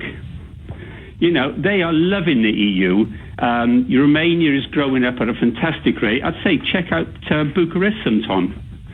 It's mad what we're doing. And I'll tell you what, do you remember that programme Auf Wiedersehen, Pet? Maybe before your time? Yeah, of course I do. Yeah, Jimmy Nail, Timothy Spall. Yeah, and do you remember, what was that about? Was that about... Well, that was about British builders going off to work in Germany, enjoying, I suppose, a form of freedom of movement. I don't know if it was formalised then, but of course, if our economic circumstances or our population demographics shift and our young people want to go and work on building sites in Berlin or anywhere else in continental Europe or in the European Union. We currently don't know whether they'll be able to, but I'm going to go glass half full on that. I'm going to say, just because, you know, I know it won't necessarily be as good as it is now, it doesn't necessarily mean it'll be worse. But, you know, Colin, 11:46 is the time. Actually, because the question of how many free trade deals has the EU done, if you want to go to Full Fact, the brilliant website that checks these things, I'll retweet it from my account. The UK takes part in free trade agreements with 50 countries because of our EU membership. The EU lists 50 countries with which it currently has a trade agreement of one kind or another. So if you are interested in facts and statistics and lists and you want to avoid embarrassing yourself on national radio, then I will tweet that to you so you can have a good look at it. It's 11:46. Thank God for Colin in Yatesley. We've had freedom in this country for so long, we don't know what to do with it. He's right, isn't he? And in fact, we were so confused about what to do with it and what freedom really was, we just voted to get rid of a load. And Theresa May is going to ensure that any attempt to hang on to some of those freedoms is probably going to fail. It's quite remarkable. So let's recap on where we are. The list of things to celebrate about leaving the European Union includes the fact that Great Britain is not going to actually sink, actually sink into the sea. We can build people like Richard Branson, this is back to Lee, people like Richard Branson and Alan Sugar, who both argued passionately that their ability to do business would be hugely compromised by leaving the European Union. They can open sort of car factories, making cars just for British people that are better than any other cars anywhere else in the world. And farmers can grow more stuff because we've left the European Union. Then we've got the idea that we could have more apprenticeships and fewer nurses from the EU, more nurses from elsewhere. Great shock to the Health Trust in Lincolnshire that's just sent out an SOS to the Philippines to plug its gaps in staffing. Then we had the argument that we'll be able to do our own trade deals, even though we've already got 50, and we'd have to start from scratch. And the also will be a much more attractive trade partner with 60 million potential customers than we ever possibly could have been with 530 million. What else? I must have had more. We must have got more. We've been doing this for nearly 2 hours. No? All right, let's crack on. 0345 6060973 is the number that you need. Faisal is in Hertford. Faisal, what would you like to say? How you doing, mate? I'm all right. All right. James, what saddens me really is that people are voting for something that's going to be really affecting them. They're going to be voting for less money in their pockets. They're going to be voting for national health going out of business. They'll be voting for transportation going out. Oh, lighten up, Snowflake. Come on, there must be some silver linings. There's none. But I can't blame the people. How can you not vote for something when you've got Boris Johnson and Michael Gove and people like that, and even saying that how well we're not going to sink. No, but Boris, that was the other thing on the list. Boris Johnson's going to pull a rabbit out of a hat. Yeah.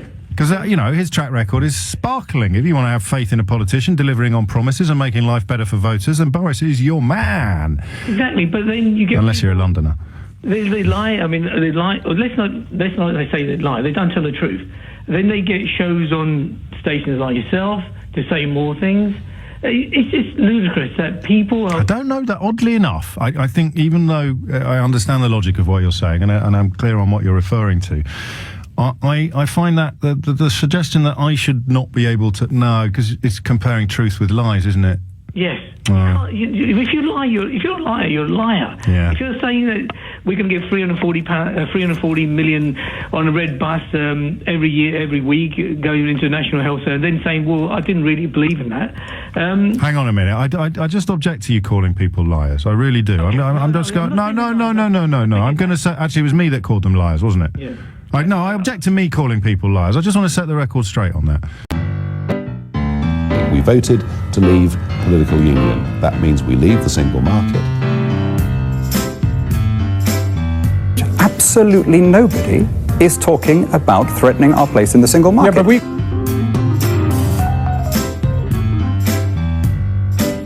wouldn't it be terrible if we were like Norway and Switzerland, really? Outstandingly Norway? They're rich. Because only a madman would actually leave the market. They're happy. We have a great independent future, just as countries like Norway and Switzerland enjoy. They're self-governing. I mean, Norway, Switzerland, all of these countries have complete free trade with the EU. And by the way, I can't help noticing that they're doing pretty well. And people say, well, actually, Norway, Iceland and Switzerland do pretty well. The Norwegian option, the EEA option, I think that it might be initially attractive for some business people. You know, the Norwegians have no ties in terms of foreign policy with the European Union. They have no ties in terms of their fishing industry, where they have a 200-mile limit. They are opted out and exempted from all the things that really make the British mad.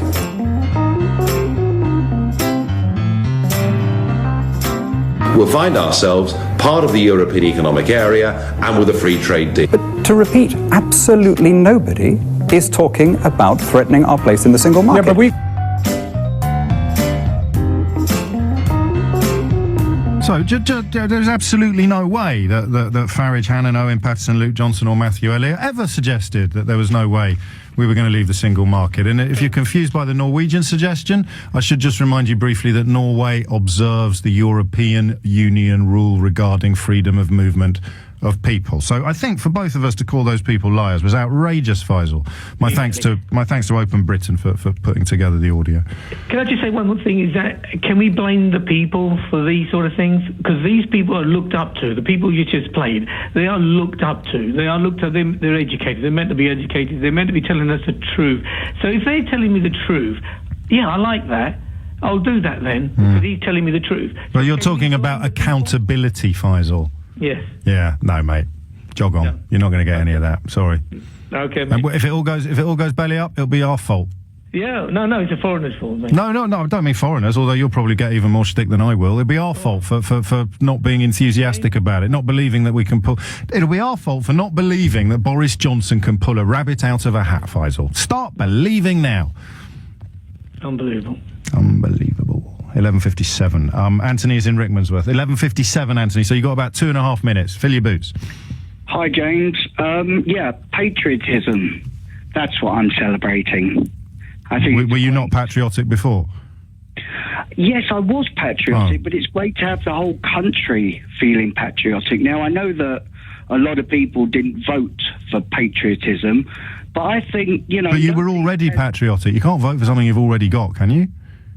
Well, yeah, because it's not about me. It's nice to see the rest of the country coming into a bit of patriotism. It's nice, a Churchillian speech by our Prime Minister saying to the rest of the... What was your favourite bit? Sorry? What was your favourite bit? Just a whole lot. I loved it. But the bit you thought was Churchillian? Just a whole lot. The way that she spoke, the way that she confronted Europe, the way that she said that... When she said it's really important that we stay friends, we want closer cooperation, we want to be as close as possible. Yeah. That's confronting Europe, is it? Yeah, well, that was what was so Churchillian about it. It was great that she was confronting, but at the same time being diplomatic. Right. She knew exactly what she was saying. So, just in terms of celebrating something that's changed for you as a result of hard Brexit, what is it that's changed for you, Anthony? It made me feel proud. What's changed for me? Why weren't you proud before? Well, I was proud before, but it's made me feel... So what's changed then? To have our Prime Minister. What's changed is the rest of the nation are starting to feel proud as well. They're starting to feel proud of our great British heritage. They're starting. Why weren't you proud of that before? And the country wasn't. How has our heritage changed as a result of a speech? Proud. You say you're proud of our great British heritage and you're proud of this and you're proud of that. Well, be proud and stand up and say this is Britain. This is what we want. I don't think I need to say this is Britain. I appreciate some of the callers today haven't been the sharpest knives in the drawer, but I think we all know what country we're living in. Our poor people are suffering. Yes. Okay, and there's a lot of... So you remember you're supposed to be telling me what you're celebrating? I told you I'm celebrating patriotism. But you were already patriotic. No, but the rest of the country is becoming patriotic. No, so you're celebrating the rest of the country becoming patriotic? Yes. Right. Yes, well, I'm in now. I'm coming to that. May I'm at that party. Yay! The rest of the country is becoming more patriotic. Hey. Do you want another hour of this? I mean, these are the days where it's a bit like me being a test match cricketer as opposed to a sort of 2020 or a one-day international. But remember, you could still bowl me a googly. Hit the numbers now. fun with speeches yesterday that sounded like they'd been delivered by sort of EU stooges, and it turned out one of them was Margaret Thatcher in 1988 and the other was Theresa May last April. In honour of the fellow, what was his name? Anthony in Rickmansworth, the proud patriot. I'll give you a little word, see if you can guess who this is. We hope to reach again a Europe united but purged of the slavery of ancient classical times. A Europe in which men will be proud to say, I am a European. We hope to see a Europe where men of every country will think as much of being a European as of belonging to their native land, and without losing any part of their love and loyalty to their birthplace. We hope wherever they go, he's describing me, this fella, we hope wherever they go in their wide domain, to which we set no limits in the European continent, they will truly feel, here I am at home, I am a citizen of this country too. It's not describing me, actually. I feel like that in Scotland, but I don't feel like that in Greece yet. I hope to one day. Just some snowflake called Winston Churchill. Max is in Reading. Max, what would you like to say? Hi, just on the terms of your last call, the thing that I liked about the speech, there are obviously negative points where she hasn't given precise guidance, but the one thing I do like is that she's definitive in leaving the single market, because although it's negative or positive, at least we know now where she stands. Certainty, it's not really something to celebrate in the sense that it might be a disaster, but at least we're clear that we're going to do it. But you're right, certainly the markets respond to clarity and certainty rather than uncertainty. Even if it is being certain about something awful, it's better than being uncertain. Exactly. So it's a silver lining anyway. Yes, for sure.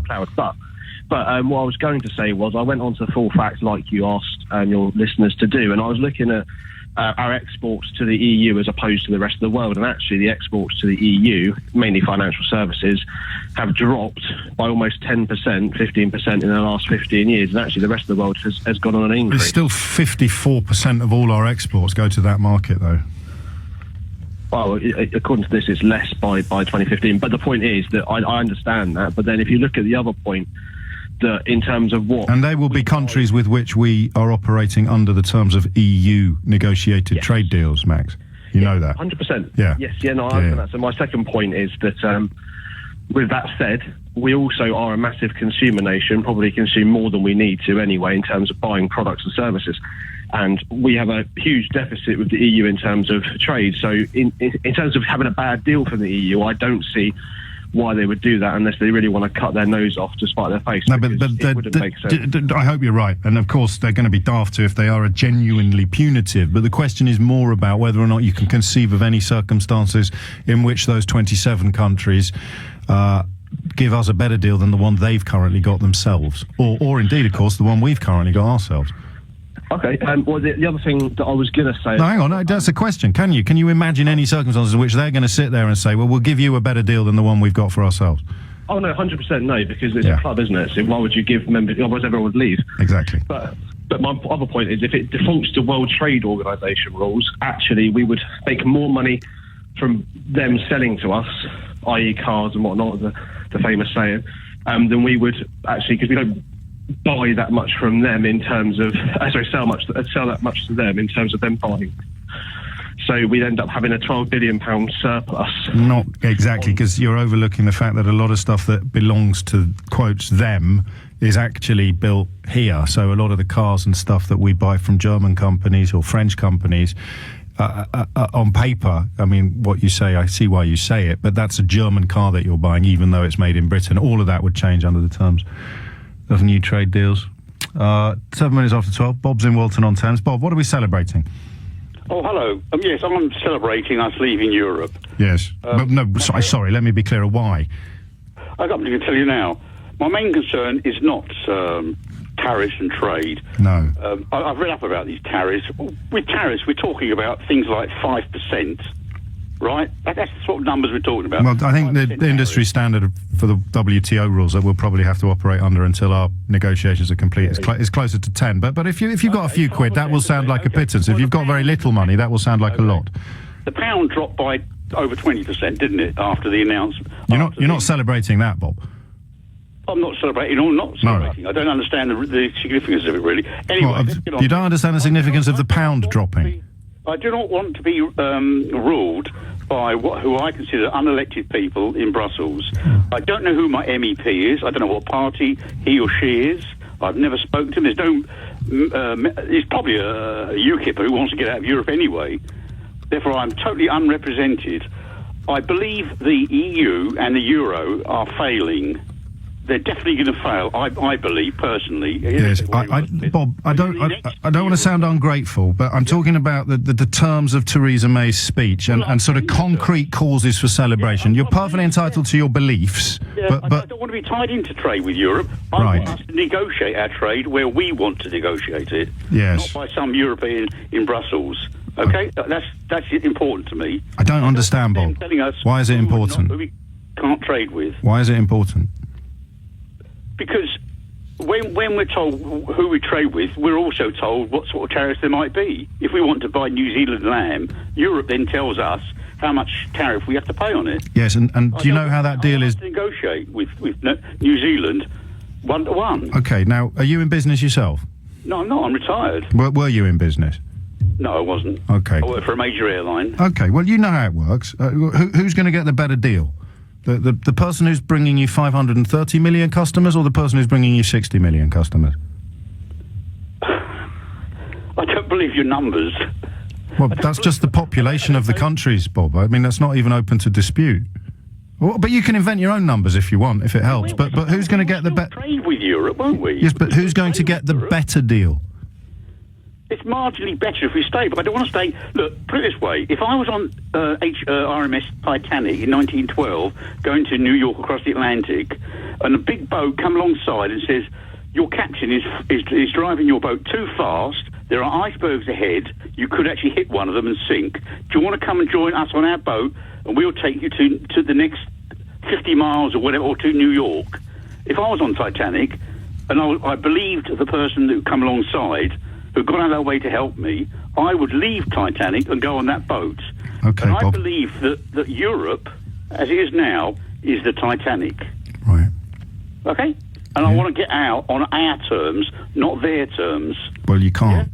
Because their terms, there's not enough lifeboats. Therefore, I would rather get out prematurely under our terms. Yeah. If it costs us some money, fine. I don't mind. I don't mind. No, you've done it, but I think with the Titanic analogy, you've won Wednesday. Okay. It's a good analogy, do you? Oh, I think it's amazing. Yeah. Yeah. Okay. But you've got to trust in the other captain, though, haven't you? I voted and supported Labour all my voting life, which is over 50 years. Yeah. I now think that Theresa May is the best politician we've had in this country since. I don't know when, since really. Horace Walpole? She's an all-rounder. Horace Walpole. Better than Churchill, really. Yeah. Because he was just a war prime minister. She's an all-rounder. She's very good. What do you think her greatest achievement was as Home Secretary? No, she's not Home Secretary. She's Prime Minister now, isn't she? Yeah, but she was Home Secretary for 6 years. What do you think her greatest achievement was? They said that Churchill was the best Prime Minister we ever had, but he actually erected concentration camps in South Africa, didn't he? He did, yeah. But what do you think Theresa May, she's the greatest politician ever? What do you think her finest achievement was as Home Secretary? No, I don't know. I haven't delved into. I didn't even like her then, actually, so I didn't really follow her much. All right. So what's she done? What's she done exactly that makes her the best Prime Minister ever? Making us a clean break with Europe. And she and her government will negotiate the terms that we get our trade. Yeah, and who are they negotiating with? Sorry? Who are they negotiating with? Well, they're negotiating with the rest of the world, aren't they? And Europe. And how many deals have we already got with the rest of the world as a member of the European Union? We can't make deals. The only deals we can make now... Got 50, Bob. EU is through the EU. 50, Bob. Yeah, which is why I asked you 5 minutes ago, who's going to get the better deal? The customer who's bringing you 60 million potential clients, potential customers, or the country or the institution that's bringing you 530 million? She's going to bring us 6 billion, isn't she? Because she's going to bring us the rest of the world. Yeah. Well, she is, isn't she? Let's be realistic. But we've already got trading deals with 50 countries. The EU... We have to start from scratch, Bob. Do you know that? It's a dying organisation. Well, you can keep saying that. That's why the Titanic analogy was so powerful. But serious. But we've already got 50 deals. Yeah. And when we leave, we'll have none. I don't want us to have to negotiate with 27 other countries before we can do a trade deal with New Zealand or Australia or... But we have to make the biggest negotiation in the history of our country with those 27 other countries before we can actually leave the European Union. No, we can leave. No, we can walk. We negotiate for 2 years, and if they don't have... Can I ask you a question, and promise that you won't take offence? No. Can you just run me through your main news sources? My main is television, BBC television. BBC television? LBC. We listen to LBC all the time. Yes. I mean, I always thought you was about... Well, I always thought you were left wing, but you're sounding very right wing at the moment. But I could be wrong. But LBC. I don't think you could be wrong, Bob. I listen to the left wing presenters on LBC, and also who were they then? Who were the left wing presenters? Well, I always thought you were. Some of the evening ones are actually. Right. But you know, this is opinion-based radio rather than news. Yeah, I listen to what people say when they phone up as well. So where did you get the idea that we can just leave the European Union without negotiating? Because we can. Not because we can. Where did you get that idea from? Who told you that? Theresa May, who I've got confidence in. Theresa May told you that we can leave the European Union without... Yesterday, basically. Yeah. And then... We could do that, and then we could, if we want to, we could reduce our corporation tax. We'd become a deregulated tax haven. No, I don't believe we will. That's a bit of an exaggeration. Bless you, Bob. Take it. Have a great day. You doing anything nice this afternoon, Bob? Okay. You doing anything nice this afternoon? Not really. Just sitting around, doing crosswords. Sounds like you're winning to me, Bob. It really does. You take care, and thank you for listening. I do appreciate it. It's coming up to 12:15. I suppose it's just a mark of the era in which we live. This is a right-wing James O'Brien handing over to the travel centre. The quest continues for reasons to be cheerful. Isn't that a song? What, isn't it? I'm pretty sure it is. What are we celebrating? A great nation is reborn, or the emperor has some fantastic new clothes. That could just as easily be the headline in some of the newspapers today. And sort of lily-livered, muesli-munching snowflakes like me are pretty sure he's naked. So we're just looking for evidence that the emperor definitely has some clothes on. What are we celebrating? Matt's in Elton. Matt, what are we celebrating? Hello, James. Hello, Matt. I'm not sure I can help you with the what we're celebrating question. There's one of your other quests I might be able to... Go on. Thank you. You make me sound like King Arthur or Sir Galahad. I love it. Wondering what on earth he did. Say again? You've been looking for the guy who voted out, who's now thinking, what on earth made me think that'd be a good idea? Well, we've met quite a few of them. I wasn't specifically looking for one today, but if you build it, they will come, Matt. That's sort of me. Oh, mate, I'm sorry. I'm wondering where the the PPI equivalent hotline is for being missold Brexit. I want my money back. Fair enough. But my instinctive feeling before the vote, because it does look like an enormous, unwieldy, corrupt organisation. That's the impression that you're given of it. It's the impression that most of the British media has spent 30 years portraying, and while there will be kernels of truth within it, no institution is perfect, least of all our own Houses of Parliament. If I asked you to name a prominent pro-EU commentator, pundit, or a presenter, you wouldn't be able to, would you? No, you'd struggle, yeah. I mean, it's but at least with the British Parliament, it's like, well, that's all right, that's our corruption. It's like family, isn't it? Yeah, I can live with that. I mean, it might be, they might be bent, but at least it's pounds, not euros, going in their back pockets. So I guess so. So that's what you bought. You bought that idea of it being a massive, corrupt, monolithic kind of... And it was also partly the feeling that the whole immigration thing. Now, I've got no enormous axe to grind one way or the other on immigration. Sure. But I do feel like it should be our decision. So if we want less, we should be able to have less. Yes. And if we want more, we should be able to have more. And we should be able to decide that, which within the EU you can't do because you've got free movement of people. But the way round it might have been... But we can move as well. It's our freedom of movement you voted to get rid of as well. Yeah, but I'm quite happy here. Well, that's how my brain was working. Fair enough. No, that's very honest of you, and it's. I don't really want to live in Spain. No, fair play to you. But the reason I like it is because when I'm there, I'm on holiday. Yeah. I don't really want to live there. But I'm lucky I live here, so I don't need to go to a rich country because I live in one. Well, for now. Well, yeah.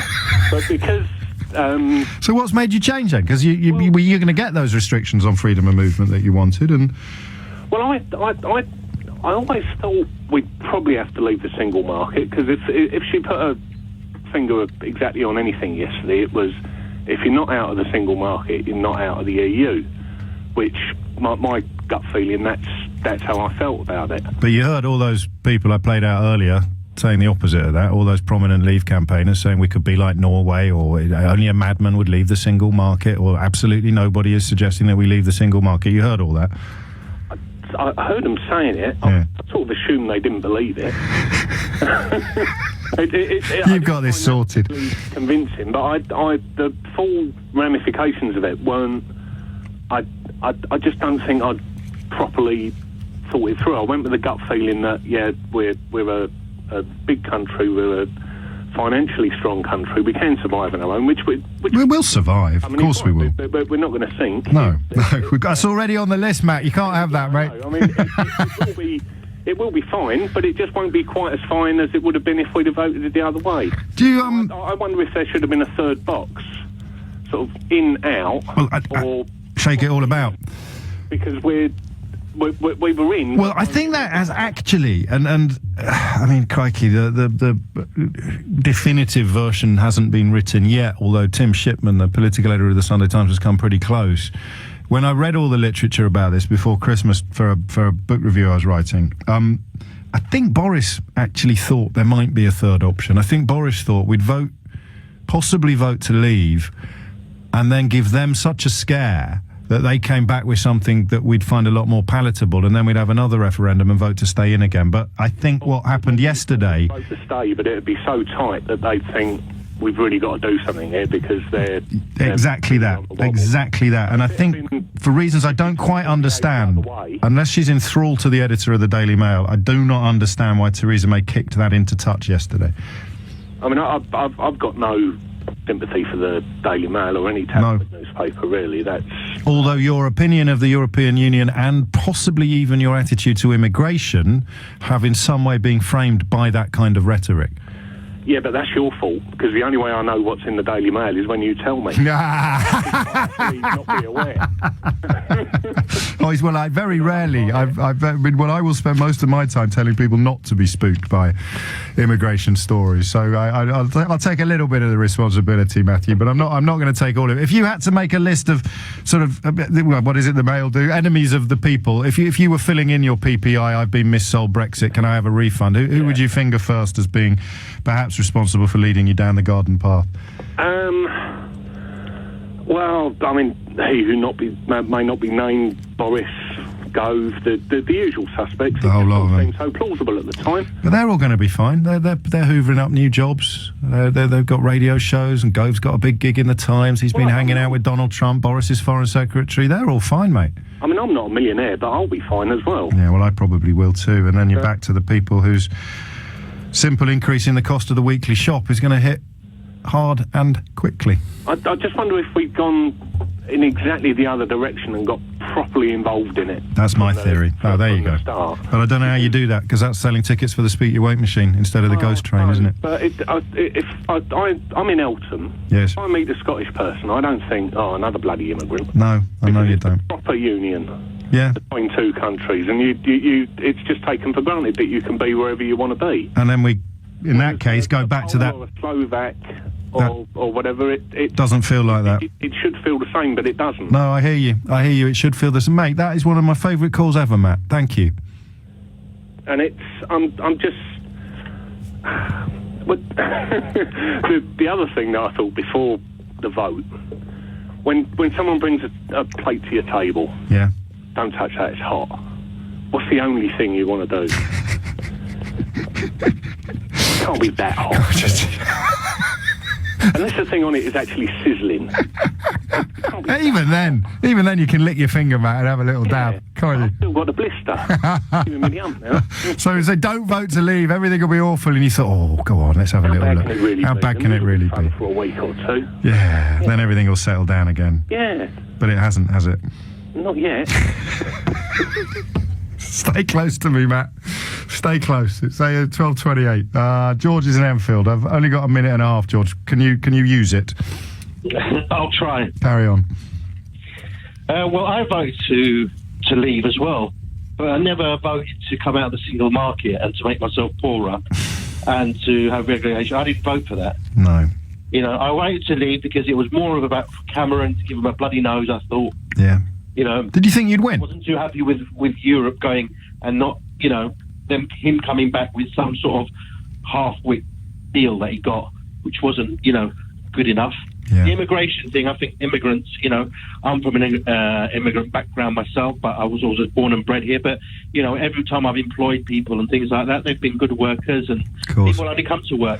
But do you know the thing about the immigration rhetoric? It's never the ones you know, George. That's the trick, isn't it? It's never the ones you know. It's a bit like the old sort of some of my best friends are black. It's never the ones you know. It's the ones that are presented to you as a sort of faceless horde or a mysterious criminal or the ones over there that you'll never meet that are stealing all your biscuits and sleeping with all your women folk. That's how they do it. Oh no, not him. He's fine. Not my wife. She's marvellous. Not my. It's this notion of the faceless immigrant that's so hard to unpick. And yesterday, Theresa May, I was shocked with what she said, really. I mean, you know, she's saying we're going to come out the single market, but hold on. We never voted for coming out the single market. Well, they say you did. They're lining up to say that you knew all along. Both sides said it was true. No, it wasn't, because even I was thinking at the third option. You walk away from the deal, you don't accept it, you threaten them, you get the people behind you, and then you come back, Europe will come back with a better deal, because they had to. Because, you know, that what they did was wrong themselves. Do you know what the worst thing of all is, George? I think they are probably going to come up with a better deal, but it won't be for us, it'll be for the 27 countries left in there. Exactly. And what Corbyn said, you know, I know you're not a fan of him, and I just think he's one of the, you know, a politician that speaks sense. And what he said is, we've become a bargain basement. But that's the terms of Brexit. If you want, I keep mentioning all these books I read for the Times Literary Supplement before Christmas. There were two things that every single combatant or participant or commentator agreed on. The first was that the Leave side were playing, I mean, so, not dirty would be the wrong word, but they were so focused on victory that they'd throw facts under the bus or on the bus to achieve it. Whereas I think the line I wrote was about the Remain side turned up with battered boxing gloves and a borrowed copy of the Queensberry Rules and then found out they'd turned up at a knife fight. The other thing they agreed on was that Jeremy Corbyn ended up being one of the biggest pro-Leave weapons in the whole debate by doing so little. Exactly. Should we hug it out, George? Should we hug it out? I think we have to. I think this is not what we voted for. We're not voting for, you know, and when people talk about human rights, there are human rights that we're going to miss. No, there are, you know, anybody who is not a human is perfectly entitled to be down on human rights, George. Let's be fair. You know, you listen, in democracy, sometimes things happen, and with human rights, things happen. But it's one out of how many million? I'll tell you what, you're ahead of the class, just in terms of honesty and insight, because I honestly don't see how anyone could have listened to the last 2.5 hours of this radio programme without arriving at the conclusions you've already arrived at. But speaking of human rights, we all have a human right to the news, and here it is. 12. I know comparisons can be a little bit dispiriting, but we've done the Churchill speech today. Yesterday we did the two speeches from Theresa May and Margaret Thatcher explaining why leaving the single market is a disaster. Do you want to have a little look at the front page of the Daily Mail from just bear with me a minute, I haven't got my glasses on. 1973. For 10 years, the Mail has campaigned for this day. We have not wavered in our conviction that Britain's best and brightest future is with Europe. Today, on the momentous day, Theresa May said Britain will quit the single market. She put Cameron's feeble negotiations to shame with an ultimatum to Brussels. We'll walk away from a bad deal and make EU pay. It's almost as if the men who own and run these newspapers think that the rest of us are so credulous and stupid that they can convince us black is white on a Monday and then have us chomping at the bit to prove that black is black on a Tuesday. Rolf is in Evian in France. Rolf, what would you like to say? Hi, James. This is my first time calling on radio, so... You're very welcome. What a historic moment for us all. Well, I just wanted to say that actually I agree completely with the fact that there shouldn't really be anything to celebrate. Just based upon comment that you made earlier that freedom is a two-way street. People are not actually aware of exactly how many Brits live abroad. I live in France and I work in Switzerland, and there are quite a lot of us who are also here. And lots of people think that it's just a one-way street, but it actually goes both ways. Are you worried? Because I don't think you've got anything to worry about, but given what's happened in world politics in the last sort of 6 or 7 months or so, I wouldn't feel as confident saying that as I did a year ago. I am a bit worried because, I mean, to be okay, I have to first confess and raise my hand up and say I'm partly one of the reasons why Brexit happened, because I was so convinced that people will not vote for Brexit that I didn't register to vote. Exactly. I didn't register to vote remotely. You have to vote remotely. So I'm like, and I work with lots of French people as well, and all different types of nationalities, and I really got it at work. It was terrible. But I'm a bit nervous because we've got Le Pen, who's looking like a pretty strong candidate in France, and then we've got Brexit happening. But my wife is French, so I could always just, claim French nationality that way. Oh, good. Because, I mean, the freedom to do that isn't going to be extended to, well, obviously to people who aren't married to citizens of the European Union. But, I mean, do you think there's any possibility? Because this is the thing I can't imagine happening, but I have to caveat any comment like that with a lot of stuff's happened that I can't imagine happening. We've got a sex offender in the White House come Friday. The alleged sex offender, my apologies. Yes, of course, alleged sex offender. Although I say alleged, he has boasted about it. I wonder... Actually, no, I'll stick with sex offender, and if he wants to sue me, I'll call him as a witness. So, here's the problem. What you've got is the notion of whatever we do with regard to freedom of movement of workers, whatever restrictions we put in place, I can't quite imagine Spain sending all the pensioners back. Can you? Or France sending people like you who aren't married to French citizens back to Britain? No. That will not happen. For sure, that won't happen. But I mean, I think what I'm trying to say is that there's immigration and there's emigration, and that there are actually lots of people from the UK, Brits who are leaving the UK to work abroad. Then there are also people who have immigrated into the UK who are also leaving after X amount of time. Yes. And then you've also got people who are also moving for the first time there. And that when, like you said earlier, when you shut the door on people coming in and you make it hard, then you're also making it hard for yourself to move out. So this is my second time working in France. I first moved here in 2005. And moving here was super easy. I mean, you don't need a visa. I just apply for a job. Well, that's what freedom means, isn't it? Freedom. Yeah, and I came here straight, just like that. But, I work in Switzerland, so it was a bit more difficult. I needed a working visa, etc. But imagine doing that for the whole of the EU. You want to work in Spain, and I'm sorry, no. Doesn't look good. Like you mentioned earlier, you got to deal with 27 people sitting on a table, and I mean, I just read what you mentioned, what the Maltese president said, and he literally says, thinking it can be otherwise would indicate that the detachment from reality. Detachment from reality. Well, we've heard a lot of that today, and I say that with a degree of sympathy, not for the sort of chomping racists, but for the people who just got sort of kind of caught up in it all. That detachment from reality only persists with people who today have tried to give us reasons why they should be celebrating, and every single one of them has ended up sounding either plaintive or downright daft. But I actually have to just say one more thing. Of course. I hope you take no offense to this. I mean, I know it's your job, but I really... Go easy. Be gentle with them, you're going to say, aren't you? Yeah, well, no.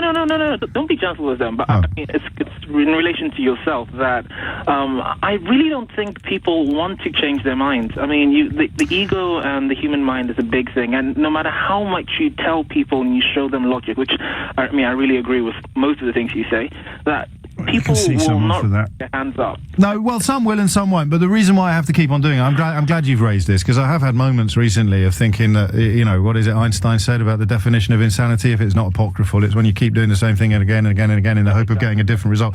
But I do get different results. You've heard the last couple of callers before you who've realised the error of their ways, partly with my help. But here's the thing. If you stop, when liars win, Rolf, if you stop calling out the lies, they just lie bigger. Yeah. No, there's no yeah about that, my friend. If you... You're right. No, you're right. I mean, I agree with you, but I mean... people don't want to accept anything. I mean, if a hand came out of the sky now and told people, I'm God, people would still not accept it. If the building blocks of your argument is, for instance, that, the whole of Africa is full of only black people, then you won't accept that, white people could be African or Arabs could be African living in Egypt. Listen, hey, I appreciate the entrenched nature of many people's worldviews, but for me, what you've just described is a closed mind, and I refuse to operate on the principle or presumption that every mind is closed. A lot are, but even they can sometimes, occasionally, be prized open. But I take on board what you say. It's not, of course, going to be easy. As Wayne in Basildon has just piled in to remind us, it's easier to fool people than it is to convince them that they have been fooled. A hell of a lot easier. Rolf, thank you very much. Michael is in Waltham Abbey. Michael, what are we celebrating? Well, afternoon, James. Hello, go easy on me. I'm a small business owner. I've been for many, many years, and if I'm honest with you, the EU single market and EU regulations has done more harm to my company. It has been impossible for us to break into Europe. 80% of my trade is with India and China. To trade with those two countries is an absolute delight, especially India. Their go-get attitude is incredible. For us, we've been trying for 15 years to break into Europe. It's impossible. Small companies are laden down with bureaucracy. We have to have in-country presence, which makes things tricky. The cost of it. I hear you. Just to clarify, when we leave the EU, it's not going to get easier. No, but Europe is irrelevant to us. Well, then, whether we leave or not, we've been trying for 14 years to crack Europe. It's not possible. What do you do? What line are you in, if you don't mind me asking? Telecommunications. Okay. And that's a very crowded market, I guess, in Europe, but it is in the countries you mentioned as well, in China and India. I'm looking at things to celebrate. I'm happy for you. Regulations. No, I hear you. I hear you, and it's your field of expertise, and I bow to your expertise. I'm sure that the red tape, the regulations that you have to obey in order to do business in Europe, I'm sure it's a hell of a lot easier to flog stuff to China and India. But leaving the European Union, leaving the single market, is not going to change your life in any way or your work in any way, shape or form. It will. It'll make life easier for us. How? Because a lot of the EU-wide regulations on telecommunications, a lot of those regulations will drop back for us. It's very complicated to explain. But not if you're selling into a European Union country. No, because when the current rules on telecoms from Europe into the UK and from the UK into Europe, there are very, very regulated, strangled rules. Once we leave, those rules will be freed up to trade. They won't. No, for us we will, because a lot of things like MTR will no longer apply to us. So the profits that we'll then earn on European traffic coming into the UK will be much higher. Until we write our new trade deal with the European Union. Which doesn't... Yeah, but that's a trade deal. That's not a regulatory deal. Of course it is. Oh, no. Of course it is. It's an absolutely crucial part of any trade deal is regulations. James, you just said to me I bow to your knowledge. I did. You're right. You're right. I will. Industry is not quite the same as selling shoes to Spain. No. Okay, so a lot of the strangleholds that we currently have and the revenue we can earn from Europe is strangled by the EU. Once we leave that, our revenue streams open right up. Okay, I will bow to your expertise. The only bit I don't understand is how you're going to be able to do business with the EU without obeying EU rules. But goodness knows, mate, after 2 hours and 45 minutes, if this even begins to sound a little bit like a reason to celebrate, I'm with you. Shall we pull a party popper? Yay! Good man, Michael. Thank you. Theo Usherwood's up next with a quick recap of today's PMQs. I'm just going to have a quick look at his face through the studio screen. Was it a good one? Was it a bad one? Are we looking? What have we got? Has he got his face? Yeah, it's looking a little bit somewhere middle of the road. But find out what happened at PMQs after this. Staying with numbers, do you want to? I'll start doing sort of facts that you're probably not going to find anywhere else unless you're a bit of a political anorak. Because although they're being reported, they don't lend themselves to the tone, the timbre of the national conversation at the moment. Let's play a game. Sheila Fogarty's here as well. There are currently 4,000 EU pensioners registered in Britain to use the National Health Service. 4,000. How many... Of course, they're not migrants, they're expats, because they're British. How many expat UK pensioners do you think are registered elsewhere in the European Union, chiefly in Spain, of course, to use their health services? It's 1.2 million. Oh, shut. Pensioners, not workers. Many more. 145,000. So we've got 4,000 here, 145,000 there, and that's the kind of thing that needs to be negotiated. These really boring, detailed, difficult. Thank God we've got such a crack team of people doing it on our behalf. It's coming up to 12:59. You have been listening to James O'Brien and latterly Theo Usherwood on LBC. Jeremy Corbyn failing really to land any proper punches on the Prime Minister at a time when many would suggest he should have been close to a knockout blow. That's splitting his own party. It's very difficult to do it. More of this and others tomorrow from 10. That's it from me for today. Here's Sheila Fogarty.